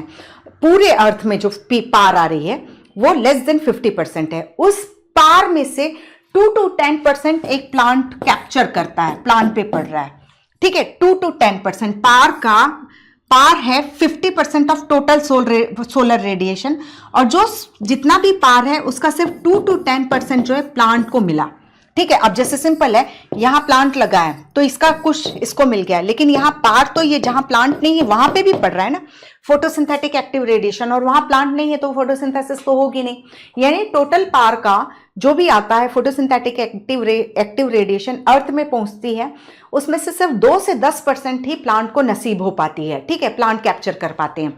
और उस 2 से 10% को ही जो प्लांट को मिली उसी का ही कुछ परसेंटेज वो फोटोसिंथेसिस में यूज कर पाते हैं।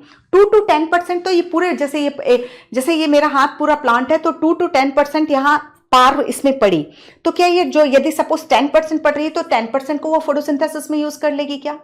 ऐसा तो होता ही नहीं है। आपको एक तो अच्छे से मालूम होना चाहिए कि एनर्जी ट्रांसफर इनएफिशिएंट है। जितनी भी सोलर एनर्जी पड़ेगी वो पूरी की पूरी क्या केमिकल एनर्जी कन्वर्शन में यूज होगी। सेकेंड लॉ ऑफ थर्मोडायनेमिक्स, वो हो ही नहीं सकता। एक फॉर्म ऑफ एनर्जी को जब दूसरे फॉर्म ऑफ एनर्जी में कन्वर्ट किया जाता है तो 100% एफिशिएंसी नहीं होती है, that is less than 40% he conversion होता है, ठीक है। इसके अलावा ये पत्ती है या ये पूरा प्लांट है, जितना भी 2 to 10% जो भी ऑटोट्रॉफ रिसीव कर रहे हैं उसमें कुछ तो है उसका हीट लॉस, हीट मतलब उसका जो ग्रीन पोर्शन है वो तो पूरा रिफ्लेक्ट बैक होगा, ठीक है।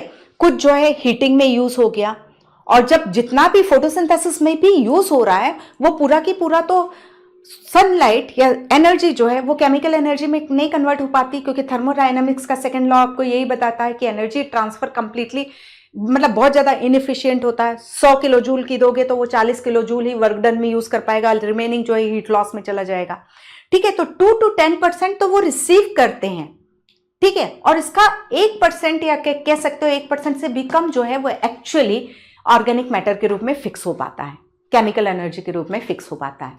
तो यहीं पर सबसे ज्यादा कंफ्यूजन क्या होता है, ये देखो ये लाइन क्लियर लिखती है, plants only capture, plant use नहीं बोल रहा है, प्लांट ने कैप्चर किया 2 to 10% of the power and this, और इसी में से वो एनर्जी है जो कि यही सोलर एनर्जी है, इसी में से कुछ हिस्सा जो है वो दैट इज केमिकल एनर्जी में कन्वर्ट हो रहा है through the process of chemically conversion हो रहा है through the process of photosynthesis. तो लाइन को बहुत ध्यान से पढ़ा करो आप लोग, that is plant capture only 2 to 10% of the power and this small amount of energy sustain the entire living system। 2 से 10% मिल रहा, उसका कुछ हिस्सा फोटोसिंथेसिस में यूटिलाइज होता है, ठीक है। आपको मालूम है पार में ग्रीन है तो ग्रीन तो पूरा रिफ्लेक्ट बैक हो रहा है, वो कहाँ यूज हो रहा है, ठीक है।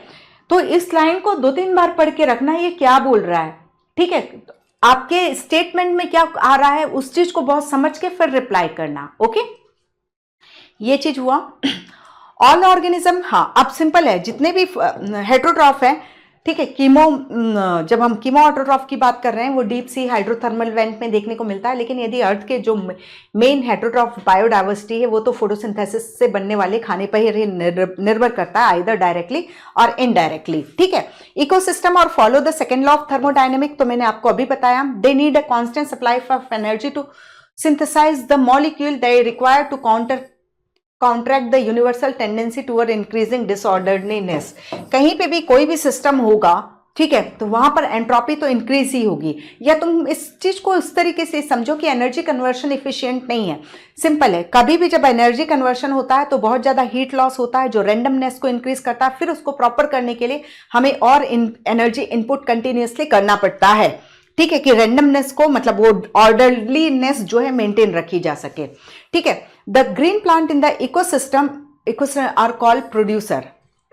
ठीक है, इकोसिस्टम की इकोलॉजी टर्मिनोलॉजी में हम ग्रीन प्लांट को प्रोड्यूसर कहते हैं। तो सिंपल है, ये हम ऑर्गेनिज्म एंड पॉपुलेशन में भी बात करके आ चुके हैं कि नेचर के पॉइंट ऑफ व्यू से कोई भी जो बायोडाइवर्सिटी है उसका 3 काम हो सकता है, या तो प्रोड्यूसर होगा, वो इकोसिस्टम में प्रोड्यूसर का रोल प्ले करेगा, या कंज्यूमर का रोल प्ले करेगा, या डिकम्पोजर का रोल प्ले करेगा। तो ग्रीन प्लांट जो है क्योंकि वो फोटो ऑटोट्रॉफ है, that is why they are photo autotroph. Terrestrial ecosystem की बात करो तो टेरेस्ट्रियल इकोसिस्टम में मेजर प्रोड्यूसर जो होते हैं हर्बेशियस प्लांट होते हैं या ट्रीज होते हैं, ट्री श्रब्स होते हैं। ठीक है। जबकि एक्वेटिक इकोसिस्टम में आप देखो तो फाइटोप्लैंक्टन होंगे, एल्गीज होंगे और हायर प्लांट, जैसे वोल्फिया वगैरह जो है एक्वेटिक प्लांट है। ठीक है। लोटस जो है हायर प्लांट है। तो एक्वेटिक एंजियोस्पर्मिक प्लांट भी जो है वो आपको एक्वेटिक इकोसिस्टम में देखने को मिलते हैं। ये मत समझना कि एक्वेटिक इकोसिस्टम है तो सिर्फ आपको फाइटोप्लैंक्टन और एल्गी देखने को मिलेगी, वहां पर आपको जिम्नोस्पर्म, टेरिडोफाइट और जिम्नोस्पर्म तो नहीं, दैट इज एंजियोस्पर्म देखने को मिलते हैं। ठीक है। अब हम बात करते हैं food chain and food web जो कि इकोसिस्टम में देखने को मिलता है। ठीक है। हम देखते हैं सिंपल, अभी जो मैं बार बार बना रही हूं दैट इज प्रोड्यूसर,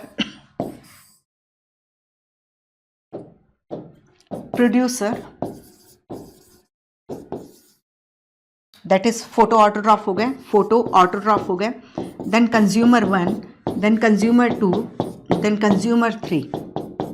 ठीक है। कंज्यूमर 4 को भी हम रख लेते हैं, चलो ठीक है। तो आप देखो, starting from the plant, food chain और रादर फूड वेब। ठीक है। ये तो अभी जो मैंने बनाई बिल्कुल सीधे जा रही है, कोई जाल नहीं दिखाई दे रहा है, एक स्ट्रेट लाइन में जा रहा है, तो इसको तो हम फूड चेन बोल रहे हैं। ठीक है। इसको हम क्या बोल रहे हैं? Food chain. ठीक है। और rather web are formed such that animal feed on a plant or on another animal and in turn is food for another। तो हम सिंपल सा देख रहे हैं, प्रीडेशन की प्रोसेस चल रही है। प्रोड्यूसर को कौन खा रहा है? कंज्यूमर 1 खा रहा है, कंज्यूमर 1 को कंज्यूमर 2 खा रहा है, कंज्यूमर 2 को कंज्यूमर 3 खा रहा है। तो यहाँ मतलब जो ये यहाँ पर प्रीडेटर है, किसका? प्रीडेटर है, किसका? प्रोड्यूसर को खा रहा है। तो now it becomes prey for consumer 2, consumer 2 become predator. ठीक है। कंज्यूमर 3 के लिए कंज्यूमर 2 जो है प्रीडेटर की जगह अब क्या हो गया? प्रे। तो हम देख रहे हैं एक फूड चेन में एक दूसरे को खाया जा रहा है और इस तरीके से एनर्जी ट्रांसफर की प्रोसेस हो रही है। द चेन और web is form because of this interdependency. तो हमें सीधे से दिख रहा है कंज्यूमर 2 का फूड जो है कंज्यूमर 1 है। ठीक है। कंज्यूमर 3 का फूड जो है कंज्यूमर 2 है। इसके कारण हम देखते हैं फूड चेन, इन फूड की इंटरडिपेंडेंसी के कारण हमें इकोसिस्टम में फूड चेन या फूड वेब बनती हुई दिखाई देती है। फूड चेन और फूड वेब जैसे सिंपल सा है, यहां पर हम देख रहे हैं दैट इज ये प्रोड्यूसर हुआ, कंज्यूमर 1 हुआ, कंज्यूमर 1 हुआ, कंज्यूमर 2 हुआ, कंज्यूमर 3 हुआ।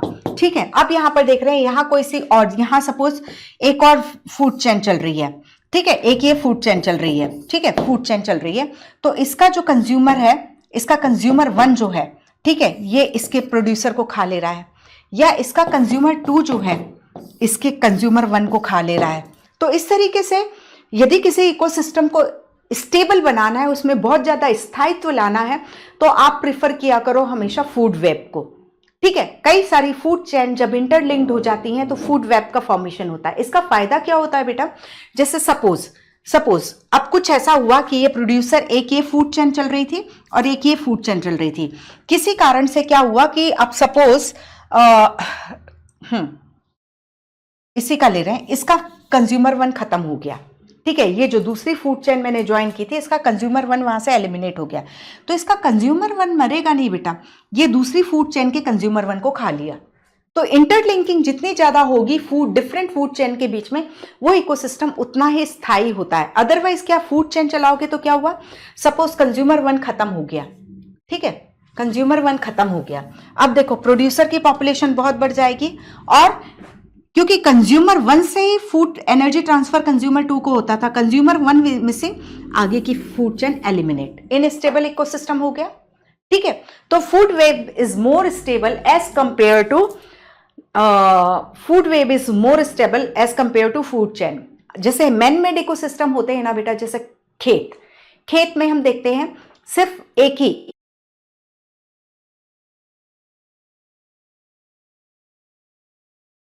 बायोडाइवर्सिटी में भी यही पढ़ेंगे कि जितनी ज्यादा डाइवर्सिटी होगी उतनी ही ज्यादा सस्टेनेबिलिटी देखने को मिलती है, उतनी ही ज्यादा स्थायित्व देखने को मिलता है, क्योंकि यहां हमने सिर्फ एक ही टाइप के प्लांट, खेत में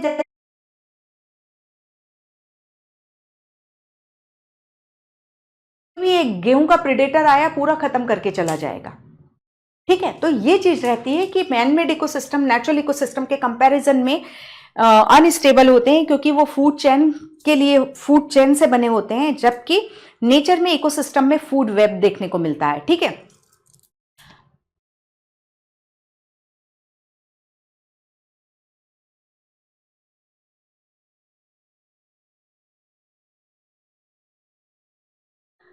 या तो कंज्यूमर को चली जाएगी फूड चेन है, या उसकी डेथ हो गई तो वो डिकम्पोजर को जाएगी।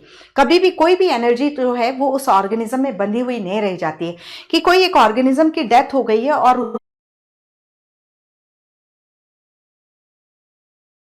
नहीं देखते हैं, हम देखते हैं वो धीरे धीरे डिग्रेड हो जाती है, तो जो भी एनर्जी है वो रिलीज कर दी जाती है, ठीक है। अब यहां पर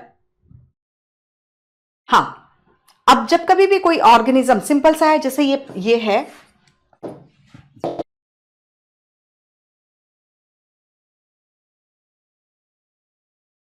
तो ये जैसे ये है, इसको किसी ने कंज्यूमर 1 दैट इज हर्बीवोर ने खाया, तो ये तो हम देख रहे हैं जो प्रोड्यूसर से फूड चेन स्टार्ट होती है उसको हम ग्रेजिंग फूड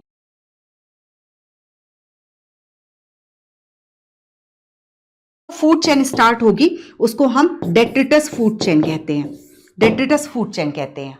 और जो प्रोड्यूसर से स्टार्ट होती है उसको हम GFC that is grazing food कहते हैं, ठीक है। अब आप सिंपल सा एक चीज देखो, यदि आप aquatic ecosystem versus terrestrial ecosystem की बात करो, एक्वेटिक इकोसिस्टम वर्सेस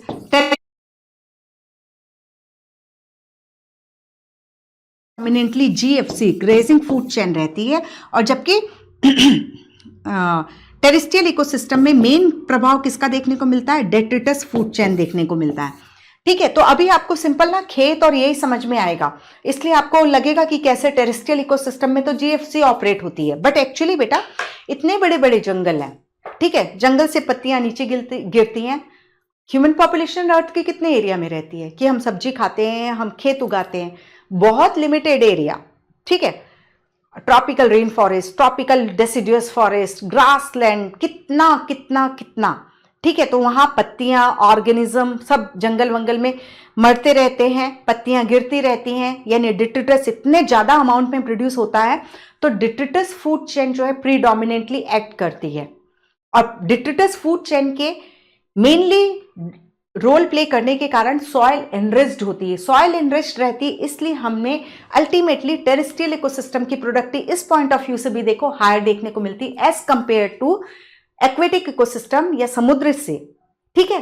तो हमने बोला ना कि पानी में मिनरल एलिमेंट्स कम है एज कंपेयर टू सॉइल, क्योंकि वहां जीएफसी मेन है, वहां फाइटोप्लैंक्टन को जू प्लैंक्टन खाया, जू प्लैंक्टन को स्मॉल फिश खाए, स्मॉल फिश को बिगर फिश खाई, ठीक है। फिर और यहां तो प्लांट एनिमल सब मिलकर के खूब डेट्रिटस प्रोड्यूस कर रहे हैं, तो टेरेस्ट्रियल इकोसिस्टम में डेट्रिटस फूड चेन जो है प्रीडोमिनेंटली ऑपरेट होती है, जबकि एक्वेटिक इकोसिस्टम में ग्रेजिंग फूड चेन जो होती है वो प्रीडोमिनेंटली ऑपरेट होती है, ठीक है। ये देखा, देन ये कौन सी इमेज पहले आ गई, एक मिनट, एक और देखते हैं। हाँ, अब यहां पर सिंपल देखो, ये ग्रेजिंग फूड चेन है जो कि प्रोड्यूसर से स्टार्ट हो रही है, घास को बकरी ने खाया, बकरी को मैन ने खाया, या कोई दूसरे कंज्यूमर ने खा लिया। ठीक है, ये चीज हमने देखा। अभी हाँ, इस इमेज को बाद में देखते हैं। ठीक है, इस इमेज को बाद में देखते हैं। All animal depend on plant for their food need. They are hence called consumer. Consumer जो होते हैं वो consumer और decomposer जो होते हैं वो heterotroph होते हैं। ठीक है, कंज्यूमर और डिकम्पोजर दोनों हेट्रोट्रॉफ हैं, लेकिन कंज्यूमर मेनली आप देखो वो प्रीडेटर होते हैं और कुछ पैरासाइट भी होंगे। ठीक है, मेनली जो है हेट्रोट्रॉफ प्रीडेटर होते हैं और उसमें से कुछ हेट्रोट्रॉफ जो है वो पैरासाइट भी होंगे, और डिकम्पोजर जो होते हैं वो सेप्रोट्रॉफ होते हैं, दैट इज वो डेड ऑर्गेनिक मैटर से अपना फूड ऑब्टेन करते हैं। ठीक है, सो पैरासाइट के प्रीडेटर, पैरासाइट, प्रीडेटर जो है दैट इज जैसे सिंपल सा पैरासाइट जो होता है उसको अपना कांटेक्ट बना करके रखना पड़ता है लिविंग होस्ट से। ठीक है, प्रीडेशन हमने अच्छे तरीके से समझा। एक चिड़िया सीड खा रही है तो भी वो प्रीडेटर है, एक चिड़िया इंसेक्ट खा रही है तो भी वो प्रीडेटर है। प्रीडेटर मतलब सिंपल है, प्रोड्यूसर तो आपको बहुत अच्छे से, कंज्यूमर जो होते हैं वो प्रीडेटर पैरासाइट होते हैं, डिकम्पोजर जो होते हैं वो सेप्रोट्रॉफ होते हैं, that is dead organic matter से अपना फूड ऑब्टेन करते हैं। ठीक है, अब यहां पर सिंपल सा हम देखते हैं, if they feed on the हाँ प्रोड्यूसर यदि सिंपल है। अब फूड चेन में फिर से देखो, प्रोड्यूसर को जो कंज्यूमर खा रहे हैं उसको हम हर्बीवोर कहते हैं। ठीक है, जो कंज्यूमर 1 को जो खाएंगे वो कार्निवोर 1 हो जाएंगे। ठीक है, और ठीक है, ये देखो हर्बीवोर भी कंज्यूमर है और यहां से कार्निवोर स्टार्ट हो रहे हैं, कार्निवोर भी कंज्यूमर है, लेकिन हर्बीवोर जो है वो प्रोड्यूसर को खाएगा, कार्निवोर जो है वो किसी दूसरे हेट्रोट्रॉफ को खाएगा। ठीक है, कंज्यूमर को खाएगा, कंज्यूमर 2 है तो वो कंज्यूमर 1 को खाएगा। ओके, ये है क्लियर। अब जो प्राइमरी कंज्यूमर है वो हर्बीवोर हो जाएगा, जो सेकेंडरी कंज्यूमर है वो कार्निवोर हो जाएगा, नॉन वेजिटेरियन हो जाएगा। सम कॉमन हर्बीवोर और इंसेक्ट, बर्ड एंड मैमल। ठीक है, सम कॉमन हर्बीवोर इंसेक्ट, हम ऑर्गेनिज्म एंड पॉपुलेशन में हम पढ़ते हैं प्रीडेशन की 25% इंसेक्ट जो है फाइटोफेगस हैं, जो प्लांट्स को खाते हैं। ठीक है, तो some birds, mammal in terrestrial ecosystem, जबकि मोलस्का जो होते हैं वो हर्बीवोर होते हैं एक्वेटिक इकोसिस्टम में। ठीक है, the consumer that feed on the herbivore are called consumer, that is carnivore, that is primary carnivore। जो herbivore को खाएंगे वो primary consumer, जो primary consumer को खाएंगे primary carnivore। ठीक है, जो herbivore is primary consumer, carnivore is secondary और tertiary consumer कहलाएगा। इसको बना लेते हैं एक बार फिर। ठीक है, producer, consumer 1, consumer 2, कंज्यूमर 3, यहीं तक का बनाते हैं। ठीक है, प्रोड्यूसर को खाने वाला हर्बीवोर, लेकिन ये प्राइमरी कंज्यूमर है, ये सेकेंडरी कंज्यूमर है, ये टर्शरी कंज्यूमर है। ओके, लेकिन कार्निवोर के पॉइंट ऑफ व्यू से बोलो तो ये प्राइमरी कार्निवोर हो गया, भले ही ये सेकेंडरी कंज्यूमर है, लेकिन क्योंकि पहला कार्निवोर है और ये सेकेंडरी कार्निवोर हो गया। ठीक है, तो ये चीज है, herbivore is primary consumer, consumer 2 is secondary consumer, consumer 3 is tertiary consumer. पर यदि कार्निवोर में एक्सप्लेन करोगे तो secondary consumer is primary carnivore and tertiary consumer is secondary carnivore. Okay, ठीक है, ये हो गया। The consumer that feed on the, ये चीज हमने देख ली। A detritus food chain begins with dead organic matter. It is made up of decomposer which are heterotrophic organism, mainly fungi and bacteria.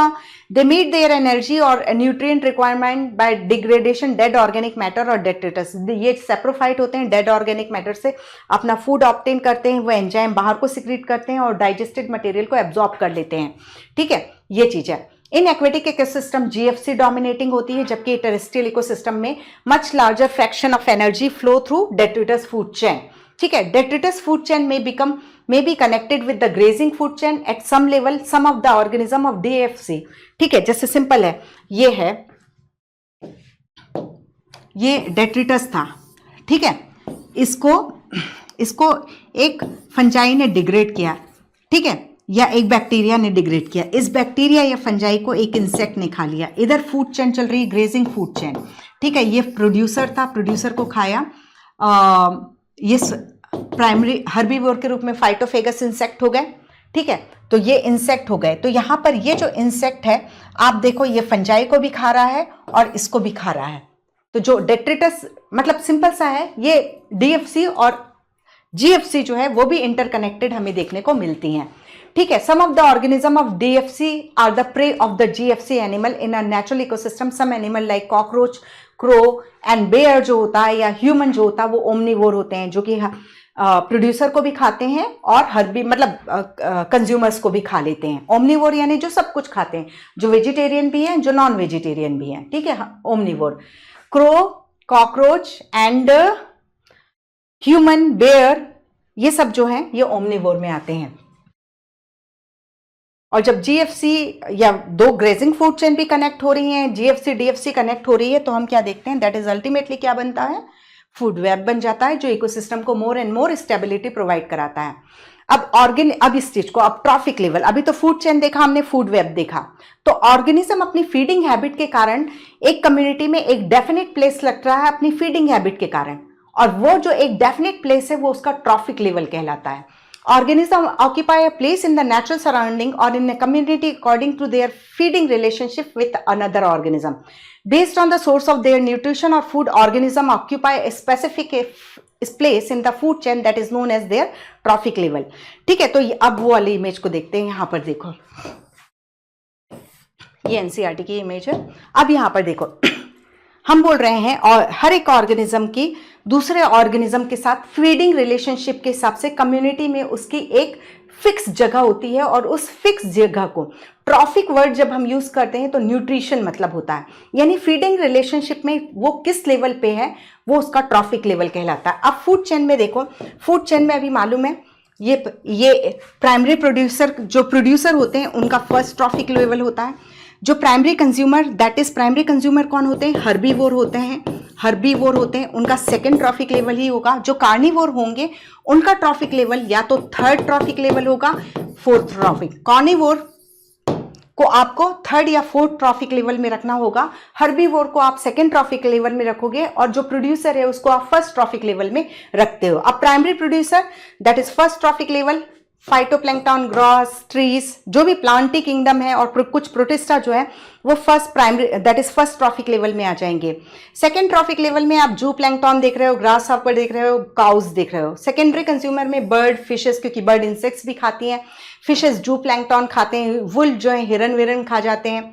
Tertiary consumer में आप देखो man, lion, ठीक है, तो ये जो होता है हो गया। ओके,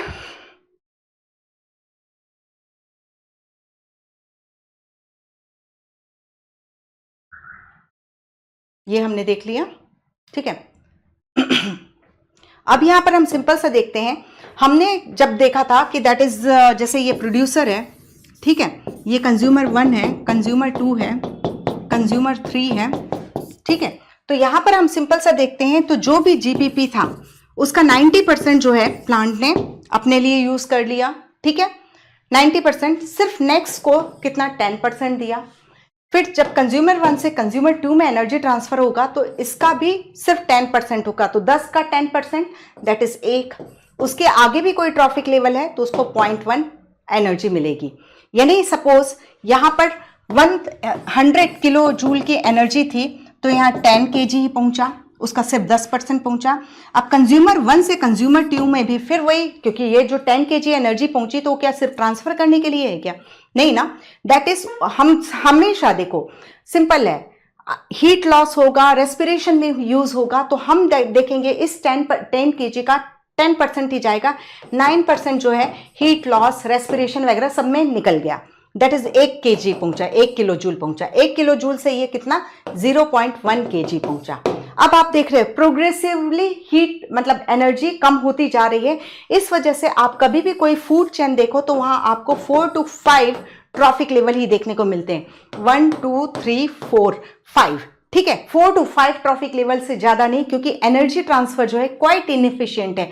एवरी स्टेप में एनर्जी लॉस आपको देखने को मिल रहा है। इस वजह से किसी भी फूड चेन में नंबर ऑफ ट्रॉफिक लेवल 4 से 5 तक ही आपको देखने को मिल सकते हैं, ठीक है, ये चीज है। अब आप यदि आप जीएफसी वर्सेस, अब ये हमने एनर्जी लॉस का देखा, ठीक है, अब आप जीएफसी वर्सेस डीएफसी की बात करो तो यहां पर एनर्जी लॉस देखो, ये जीएफसी है, ठीक है, तो यहां प्रोड्यूसर है, प्रोड्यूसर से कंज्यूमर 1, कंज्यूमर 2, कंज्यूमर 3, ठीक है। डीएफसी में ये डेड ऑर्गेनिक मैटर ही है, ठीक है, फिर consumer 1, consumer two and so on, ठीक है।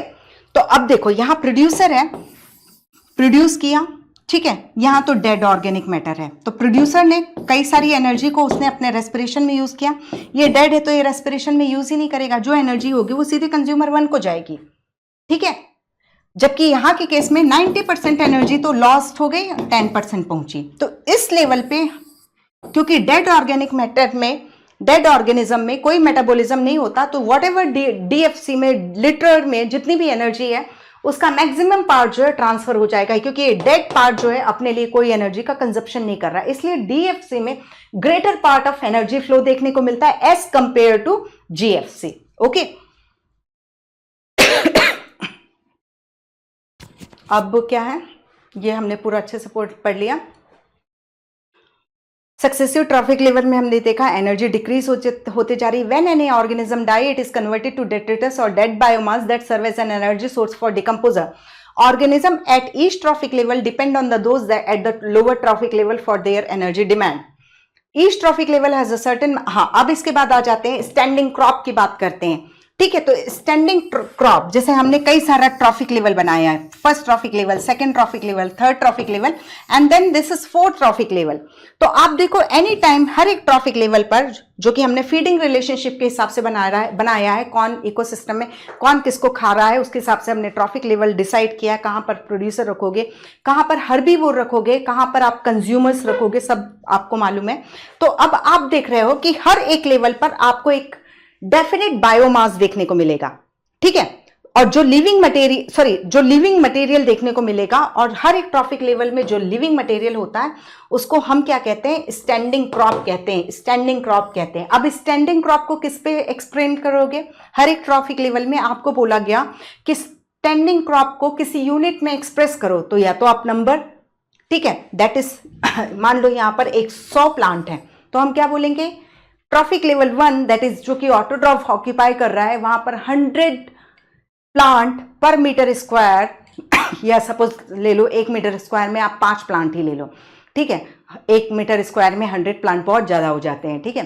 तो 5 प्लांट हैं 1 मीटर स्क्वायर एरिया में, ठीक है। या आप उसका बायोमास की 1 मीटर स्क्वायर में जो बायोमास है, जो वेट है वो 100 ग्राम है, ठीक है। तो यहां पे भी वेट या नंबर में आप स्टैंडिंग क्रॉप को एक्सप्लेन कर सकते हो हर एक ट्रॉफिक लेवल में, ठीक है। तो यहां पर एक्चुअली जितना, यदि आपको ये आपका मान लो 1 किलोमीटर स्क्वायर का एरिया है, तो टोटल स्टैंडिंग क्रॉप जो है आप या तो नंबर ऑफ इंडिविजुअल में बता सकते हो या उनके बायोमास के वेट में बता सकते हो, ठीक है। जब वेट में बताओगे तो ड्राई वेट में बताना सबसे अच्छा है, क्योंकि जब कभी पानी अच्छे खासा होगा तो बायोमास में मेनली पानी का वेट हो जाएगा। जब कम पानी है तो मतलब फ्रेश वेट फ्लक्चुएट कर सकता है, जबकि ड्राई वेट कभी फ्लक्चुएट नहीं करता है, ठीक है।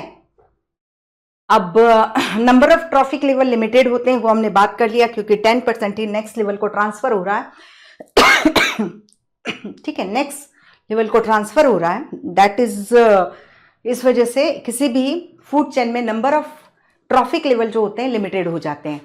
फिर कहां से एनर्जी पहुंचाओगे, यदि 100 की ली तो चौथे ट्रॉफिक लेवल में हमने देखा 0.1 किलो जूल ही पहुंच पा रहा था, अब उसका क्या 0.01, तो उसमें कौन ऑर्गेनिज्म सस्टेन कर पाएगा, इतनी कम एनर्जी हायर ट्रॉफिक लेवल पे ट्रांसफर होगी तो उतनी कम एनर्जी में कौन जिंदा रह पाएगा। That is why limited trophic levels देखने को मिलते हैं, ठीक है।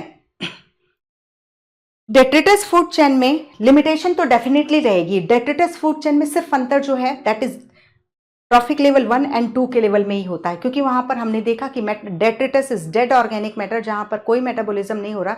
अल्टीमेटली हम क्या देखते हैं, that is whole energy can be transfer to the second trophic level, वहीं पर। अदरवाइज उसके बाद तो यूनिवर्सल ट्रूथ है, दैट इज ओनली 10% एनर्जी जो है ट्रांसफर होगी नेक्स्ट ट्रॉफिक लेवल में। डिफरेंस सिर्फ डेट्रिटस दैट इज फर्स्ट और सेकेंड ट्रॉफिक लेवल का ही है, वो जो कि मैंने आपको समझाया है, ठीक है, जिसमें मैंने आपको बोला कि दैट इज जो एनर्जी ट्रांसफर होता है मोर एफिशिएंट होता है इन डेट्रिटस फूड चेन, क्योंकि डेट्रिटस फूड चेन में फर्स्ट ट्रॉफिक लेवल में डेड ऑर्गेनिक मैटर होता है जो कि अपने मेटाबॉलिज्म के लिए कोई एनर्जी यूज नहीं करेगा।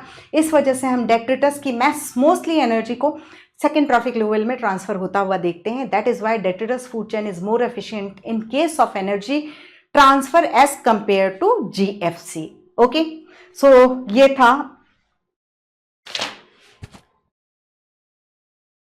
अब हम पढ़ते हैं इकोलॉजिकल पिरामिड। ठीक है, तो इकोलॉजिकल पिरामिड जैसे सिंपल सा हम देखते हैं, कोई भी पिरामिड जो होते हैं उसका बेस जो होता है ब्रॉड होता है और वो ऊपर की तरफ कंटिन्यूसली नैरो होता जाता है, तो हमें पिरामिड का शेप मिलता है।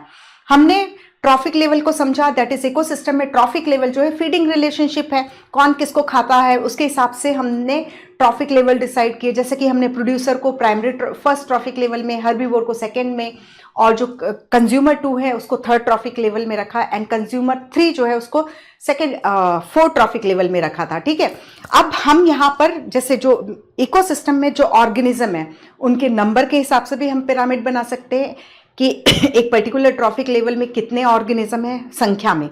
ठीक है, या एक पर्टिकुलर ट्रॉफिक लेवल में क्या बायोमास है, या एक पर्टिकुलर ट्रॉफिक लेवल में एनर्जी कंटेंट कितना है। तो यानी हम दैट इज इकोलॉजिकल पिरामिड बना सकते हैं नंबर का, बायोमास का और एनर्जी का। सबसे पहले बार इकोलॉजिकल पिरामिड के बारे में चार्ल्स शेल्टन ने बताया था। ठीक है, तो यहाँ पर अब सबसे पहले हम देखते हैं pyramid, ecological pyramid of number. ठीक है, तो ये इमेज जो है एनसीईआरटी की है और ये ग्रासलैंड इकोसिस्टम का नंबर का पिरामिड है।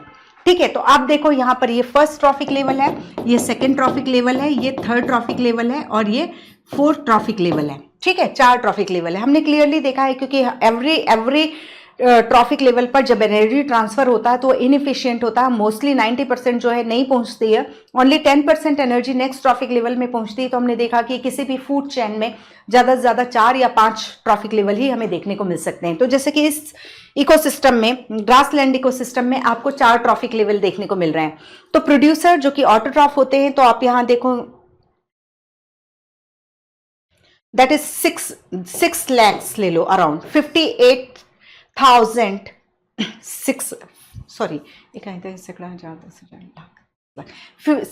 lakhs। ठीक है, 60 lakhs जो है आपको प्राइमरी प्रोड्यूसर देखने को मिल रहे हैं। ठीक है, ठीक है, 58,42,000। ठीक है, देन उसके बाद सेकेंड ट्रॉफिक लेवल में देखो नंबर कम हो गया, क्योंकि हमने क्या देखा है एनर्जी ट्रांसफर जो है रिड्यूस हो जाएगा। तो इतने, यदि प्राइमरी प्रोड्यूसर जितने हैं उससे कम आपको क्या देखने को मिलेंगे normally, that is primary consumer देखने को मिलेंगे, जिनकी संख्या जो है दैट इज 7,08,000 है। ठीक है, 7,08,000 है। फिर उसके बाद आप थर्ड ट्रॉफिक लेवल में देखो तो ये जो है जस्ट आधी हो गई। ठीक है, that is it becomes only 3.5 lakh.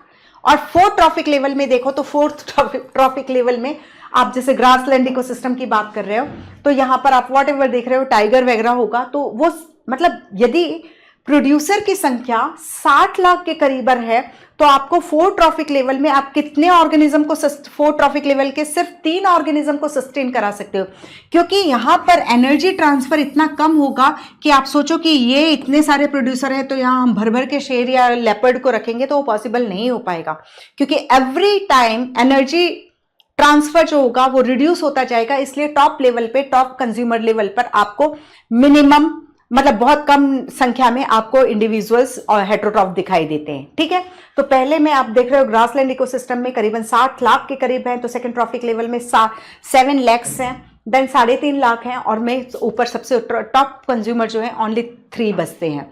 ठीक है, उसका रीजन भी आपको ये समझ में आया होगा कि क्यों इस तरीके से कम देखने को मिल रहा है। अब इसी तरीके से आप देखो, मतलब टेरेस्ट्रियल इकोसिस्टम में हमने नंबर का पिरामिड देखा। अभी जो एक्सेप्शन होंगे आप मोस्टली देखो, एनर्जी का पिरामिड तो ऑलवेज अपराइट होगा क्योंकि एनर्जी लॉस तो होना ही है। अब रहा बायोमास का और नंबर का, तो उनमें कई बार कुछ कुछ एक्सेप्शन है जिनके बारे में हम बात करेंगे।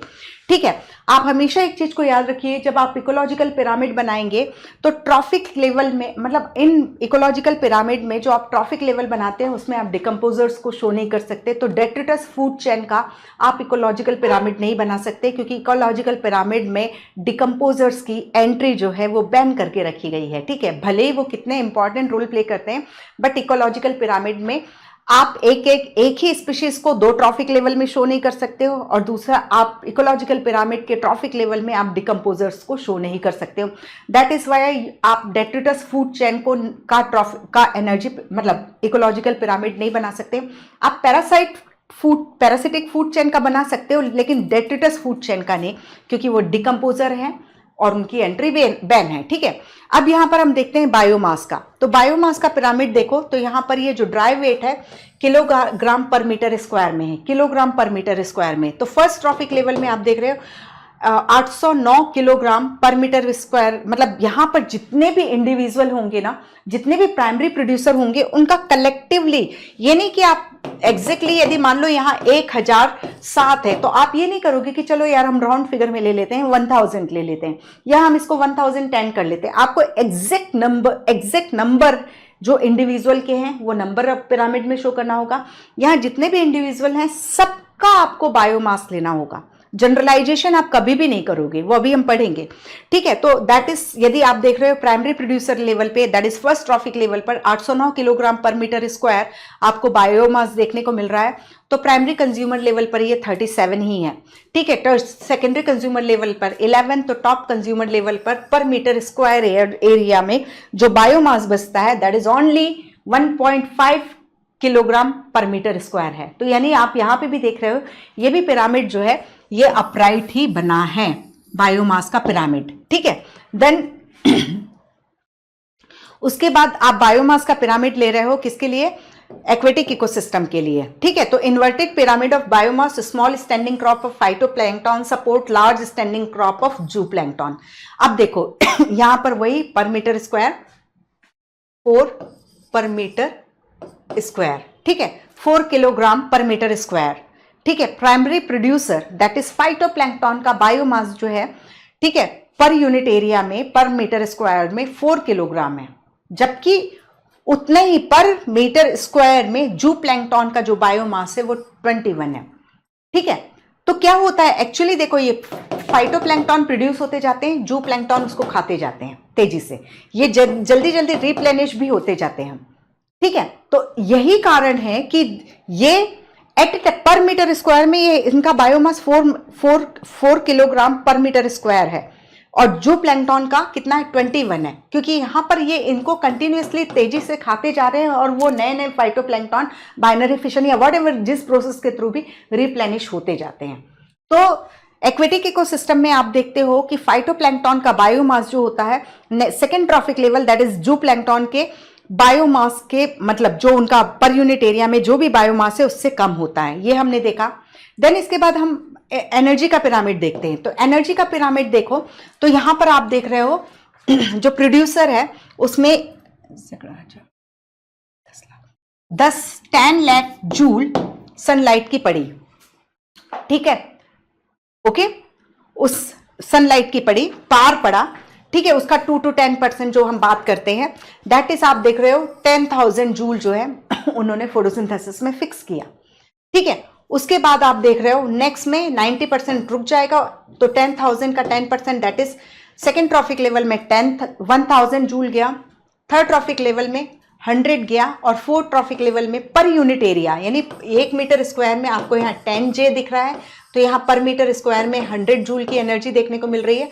यहाँ पर मीटर स्क्वायर में आपको 1000 जूल एनर्जी देखने को मिल रही है, तो यहाँ पर 1000 स्क्वायर एरिया में आपको 10,000 जूल एनर्जी देखने को मिल रही है, ठीक है। तो ये पूरा की पूरा पर मीटर स्क्वायर में चाहे नंबर का बोल रहे हैं चाहे बायोमास का बोल रहे हैं, तो यही चीज है an ideal pyramid of energy. Observe that primary producer convert only 1% of the energy in the sunlight available to them into NPP, ठीक है, क्लियर। और वो एनपीपी किसको ट्रांसफर हुई? That is second trophic level को, ठीक है। Observe that primary producer convert only 1% of the energy in the sunlight available to them into NPP, okay. तो ये चीज हो गया, that is just minute, okay. So ये हुआ, दैट इज, ये चीज को बहुत अच्छे से याद रखना। Observe that primary producer convert only 1% of the energy in the sunlight available to them into NPP. Net primary productivity show हो रही है 10,000 जो शो हो रही है, ठीक है। अब यहाँ पर जो मैंने अभी आपको बात बोली, any energy calculation, any calculation of energy content biomass, तो एक्चुअल उनका रियल नंबर लेना पड़ता है, ये जनरलाइजेशन से काम नहीं चलेगा, ठीक है। ऑल्सो ए गिवन ऑर्गेनिज्म में occupy more than 1 trophic level, जैसे हम चिड़िया की बात करते हैं, स्पैरो की बात करते हैं, वो सीड ईटर भी है और इंसेक्ट ईटर भी है, तो वो सेकेंड ट्रॉफिक लेवल को भी शो करेगी। सिंपल है, प्रोड्यूसर कंज्यूमर 1, ठीक है, consumer 1, then consumer 2, then consumer 3, ठीक है, तो ये फर्स्ट ट्रॉफिक लेवल है, ये सेकंड ट्रॉफिक लेवल है, ये थर्ड ट्रॉफिक लेवल है, ये फोर्थ ट्रॉफिक लेवल है। एक चिड़िया सीड खा रही है, यानी वो हर्बीवोर भी है, और यही चिड़िया, यही जो स्पैरो है, ठीक है, यही जो स्पैरो है वो इंसेक्ट को भी खा रही है। ठीक है, तो वो थर्ड ट्रॉफिक लेवल को भी बिलोंग कर रही है। ठीक है, फाइटोफेगस इंसेक्ट है, उसने प्लांट को खाया और इस इंसेक्ट को इस चिड़िया ने खाया, तो फर्स्ट ट्रॉफिक लेवल में भी है और सेकेंड ट्रॉफिक लेवल में भी है। ठीक है, तो यही है। Also, a given organism may occupy more than one trophic level simultaneously. One must remember that the trophic level represent a functional level, not a species composition. ठीक है, ट्रॉफिक लेवल में कौन से स्पीशीज है उस पर हमें फोकस नहीं करना होता है। हमने ट्रॉफिक लेवल फीडिंग रिलेशनशिप पे बनाया, उसमें क्या स्पीशीज कौन स्पीशीज उससे कहीं कोई मतलब नहीं होना चाहिए। प्रोड्यूसर यानी वो फोटोसिंथेसिस कर रहा है, हर्बीवोर यानी वो प्रोड्यूसर से फूड ले रहा है, third trophic level that is वो कार्निवोर है, फर्स्ट कार्निवोर है। ये चीज है, उसमें कौन है, इंसेक्ट है कि सांप है कि क्या है, उससे आपको कुछ भी लेना देना नहीं है। दैट इज फंक्शनल एस्पेक्ट पर हम ट्रॉफिक लेवल को कंसिडर करते हैं, ना कि स्पीशीज कंपोजिशन के लेवल पर। ठीक है, गिवन स्पीशीज में ये तो हम may occupy more than one trophic level in the same ecosystem at the same time। Ecosystem में एक स्पीशीज, इकोसिस्टम में, नॉट इकोलॉजिकल पिरामिड में, इकोसिस्टम में एक स्पीशीज एक से अधिक ट्रॉफिक लेवल को शेयर कर सकती है। जैसे चिड़िया की बात की हमने, स्पैरो की बात की। ठीक है, sparrow is a primary consumer, ठीक है, यानी हर्बीवोर है, जब ये सीड, फ्रूट और पीस को खाती है, लेकिन वो सेकेंडरी कंज्यूमर भी हो जाती है, that is third trophic level में आएगी, जब वो इंसेक्ट और वर्म्स को खा रही है। Can you work out how many trophic level human being function at in a food chain. Human जो है फर्स्ट ट्रॉफिक लेवल को छोड़ करके, ठीक है, फर्स्ट ट्रॉफिक लेवल को छोड़ करके, प्रोड्यूसर के अलावा वो हर्बीवोर भी हो सकता है, वो फर्स्ट कार्निवोर भी हो सकता है, वो सेकंड कार्निवोर भी हो सकता है। जैसे कि हमने ट्रॉफिक लेवल को जो इमेज देखी थी उसमें लायन के साथ मैन को रखा गया था, क्योंकि बिकॉज ह्यूमन इज ओमनिवोर। ठीक है, इसलिए वो any trophic level other than first trophic level को छोड़ करके, ऑटोट्रॉफिक प्रोड्यूसर को छोड़ करके कहीं पे भी बैठ सकता है। ठीक है, ये हुआ। In most ecosystem all the pyramid of number of energy and biomass are upright, producer are more in number and biomass is more, generally यही होता है। ठीक है, कि आपको अपराइट ही देखने को मिलता है। एनर्जी के पिरामिड में तो आंख बंद करके आप बोलोगे, क्योंकि यूनिडायरेक्शनल फ्लो है, यूनिडायरेक्शनल एनर्जी फ्लो होता है और एवरी स्टेप में एनर्जी लॉस होता है बिकॉज ऑफ थर्मोडायनेमिक्स। ठीक है, अब also energy at a lower trophic level is always more. ठीक है, तो एनर्जी का पिरामिड तो आपको हमेशा हमेशा सीधा देखने को मिलेगा। ठीक है, लेकिन अब यहां पर नंबर के पिरामिड की बात करते हो। जैसे simple, if you were to count the number of insect feeding on a big tree, तो एक ये बिग ट्री है, इसमें फाइटोफेगस इंसेक्ट है 100 की संख्या, 1000 की संख्या में। ठीक है, तो एक ट्री हुआ, ठीक है, उसमें 1000 की संख्या में फाइटोफेगस इंसेक्ट हो गए, फिर उनके ऊपर 50 चिड़िया हैं। ठीक है, ये 1000, ये सिंगल ट्री, और उसके ऊपर जो हम देख रहे हैं 3 जो है बड़ी चिड़िया या व्हाटएवर, कोई भी हॉक वॉक जो होता है वो है। तो आपको इसका शेप कैसे मिल रहा है, इस केस में ये स्पिंडल शेप मिल रहा है। ठीक है, clear. Now add an estimate of the number of small bird depending on the insect, तो इंसेक्ट से कम हो जाएंगी। ठीक है, लार्ज बर्ड जैसे हॉक या ईगल की बात करें तो उनकी संख्या और कम हो जाएगी। तो इसका शेप जो होता है, यदि आप एक ट्री का इकोसिस्टम बनाते हो तो उसके केस में ये स्पिंडल शेप बनता है। अब इसी तरीके से आप पैरासिटिक फूड चेन की बात करते हैं, पैरासिटिक फूड चेन की बात करते हैं, वो जो हमने देखा वो तो क्या था, दैट इज एक ट्री का इकोसिस्टम बनाया। अब पैरासिटिक फूड चेन हमने बोला है कि डिट्रिटस फूड चेन नहीं बनाओगे क्योंकि डिकम्पोजर की एंट्री बैन है इकोलॉजिकल पिरामिड में, लेकिन पैरासिटिक फूड चेन को आप बना सकते हो। देखो ये प्रोड्यूसर है, यानी कोई भी इकोलॉजिकल पिरामिड बनाओगे तो वो ऑलवेज प्रोड्यूसर से ही स्टार्ट होगा, क्योंकि डिट्रिटस को शो ही नहीं करना है आपको। ठीक है, फिर आप देखोगे ये हर्बीवोर है। ठीक है, इसके मतलब फ्रूट ईटिंग बर्ड्स हो गई, फ्रूगीवोरस बर्ड्स हो गई। देन उनके ऊपर जो है ये इंसेक्ट्स पैरासाइट के रूप में है, और इन इंसेक्ट के ऊपर हाइपर पैरासाइट है। ठीक है, तो यहां पर एक सिंगल ट्री के ऊपर मान लो 40 बर्ड हैं, 40 बर्ड के हर एक बर्ड के ऊपर 20-20 पैरासाइट हैं, तो बहुत सारे हो जाएंगे। तो आप देख रहे हो पैरासिटिक फूड चेन जो है वो इन्वर्टेड बनती है। ठीक है, पैरासिटिक फूड चेन इन्वर्टेड बनती है, डेट्रिटस फूड चेन आप बनाओगे नहीं। और हर एक इकोलॉजिकल पिरामिड, जब किसी भी फूड चेन का मतलब ग्रेजिंग फूड चेन का आप इकोलॉजिकल पिरामिड बनाते हो तो जो फर्स्ट जो होता है वो प्रोड्यूसर ही होता है।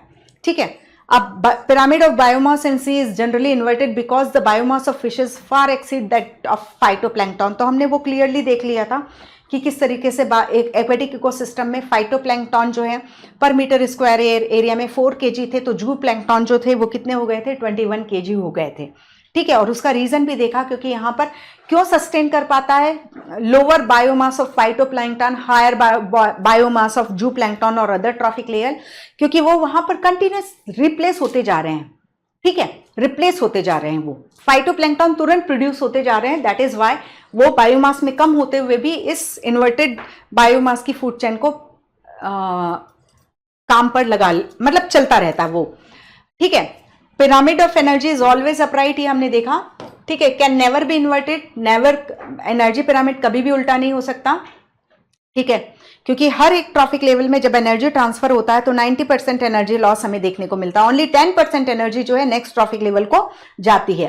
ठीक है, each bar in the energy pyramid indicate the amount of energy present at each trophic level in a given time और एनुअल पर यूनिट एरिया। तो यहाँ जो भी हमने बायोमास नंबर जो भी कैलकुलेट किया है वो पर यूनिट एरिया में किया हुआ है। आपको ये एरिया तो फिक्स रखना पड़ेगा ना हमेशा। ठीक है, अब इकोलॉजिकल पिरामिड के सर्टेन लिमिटेशन है। देख, वो ये बोलते हैं एक स्पीशीज को आप इकोलॉजिकल पिरामिड में 2 ट्रॉफिक लेवल में नहीं शो करोगे। यदि आप नंबर का पिरामिड बना रहे हो तो आपने चिड़िया को यदि हर्बीवोर बना दिया तो अब आप उसको कार्निवोर नहीं बना सकते। ठीक है, तो बट एक नेचुरल इकोसिस्टम में ऐसा कुछ नहीं होता, एक स्पीशीज जो है एक से अधिक ट्रॉफिक लेवल को शो करती है। ठीक है, तो इकोसिस्टम में आप इकोसिस्टम की बात करो तो आप बिल्कुल देखोगे एक स्पीशीज एक से अधिक ट्रॉफिक लेवल को शेयर करती है, लेकिन इकोलॉजिकल पिरामिड तो ह्यूमन का क्रिएशन है ना। वहां पे रूल और रेगुलेशन लगा दिए गए हैं कि एक स्पीशीज को 2 ट्रॉफिक लेवल में इकोलॉजिकल पिरामिड में शो नहीं करोगे। ठीक है, तो ये चीज हमने देखा। और इसके बाद हाँ, इसमें हम देखते हैं नेचर में कभी भी आपको स्ट्रेट फूड चेन देखने को नहीं मिलती, ऑलवेज फूड वेब देखने को मिलता है। तो इकोलॉजिकल पिरामिड फूड चेन पर बेस्ड है और सिर्फ ग्रेजिंग फूड चेन पर बेस्ड है। डेट्रिटस का आपको शो ही नहीं करना है। ठीक है, अब आप सेप्रोफाइट को नहीं शो कर सकते, यानी डिकम्पोजर को आप इकोलॉजिकल पिरामिड में नहीं दिखाओगे, जबकि वो कितना इंपॉर्टेंट रोल प्ले करते हैं। ठीक है, तो क्या है लिमिटेशन कि एक तो आपने देखा सेम स्पीशीज को 2 ट्रॉफिक लेवल में नहीं दिखाना है आपको इकोलॉजिकल पिरामिड में। तो कोई इमेज बेस्ड क्वेश्चन हो तो थोड़ा सा ध्यान रख लेना। ठीक है, कि कौन सा इकोलॉजिकल पिरामिड राइट है कि रॉन्ग है, इस तरीके से बना करके दे सकता है कि एक इकोलॉजिकल नंबर पिरामिड का बनाया, इसमें प्रोड्यूसर बनाया, यहाँ पर उसने स्पैरो बनाई, यहाँ पे भी उसने स्पैरो बना दी, तो ये इकोलॉजिकल पिरामिड जो है गलत हो जाएगा। ठीक है, दूसरा लिमिटेशन क्या है, दैट इज आप डिकम्पोजर्स को नहीं शो करोगे, that is why detritus food chain आप बना नहीं सकते हो। तीसरा जो है आप देखते हो कि आप फूड चेन का ही इकोलॉजिकल पिरामिड बनाओगे, आप फूड वेब का इकोलॉजिकल पिरामिड नहीं बना सकते हो। ओके, तो ये हो गया हमारा आई थिंक इकोलॉजिकल पिरामिड। यहां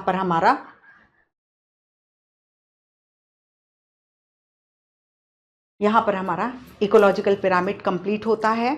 ठीक है, एनसीईआरटी के जो प्रेजेंट सिलेबस में हमारा ये जो है इकोलॉजिकल पिरामिड तक ही है। सो बहुत अच्छे से पढ़ो, हर एक टॉपिक को बहुत अच्छे से पढ़ो। Okay, thank you, take care.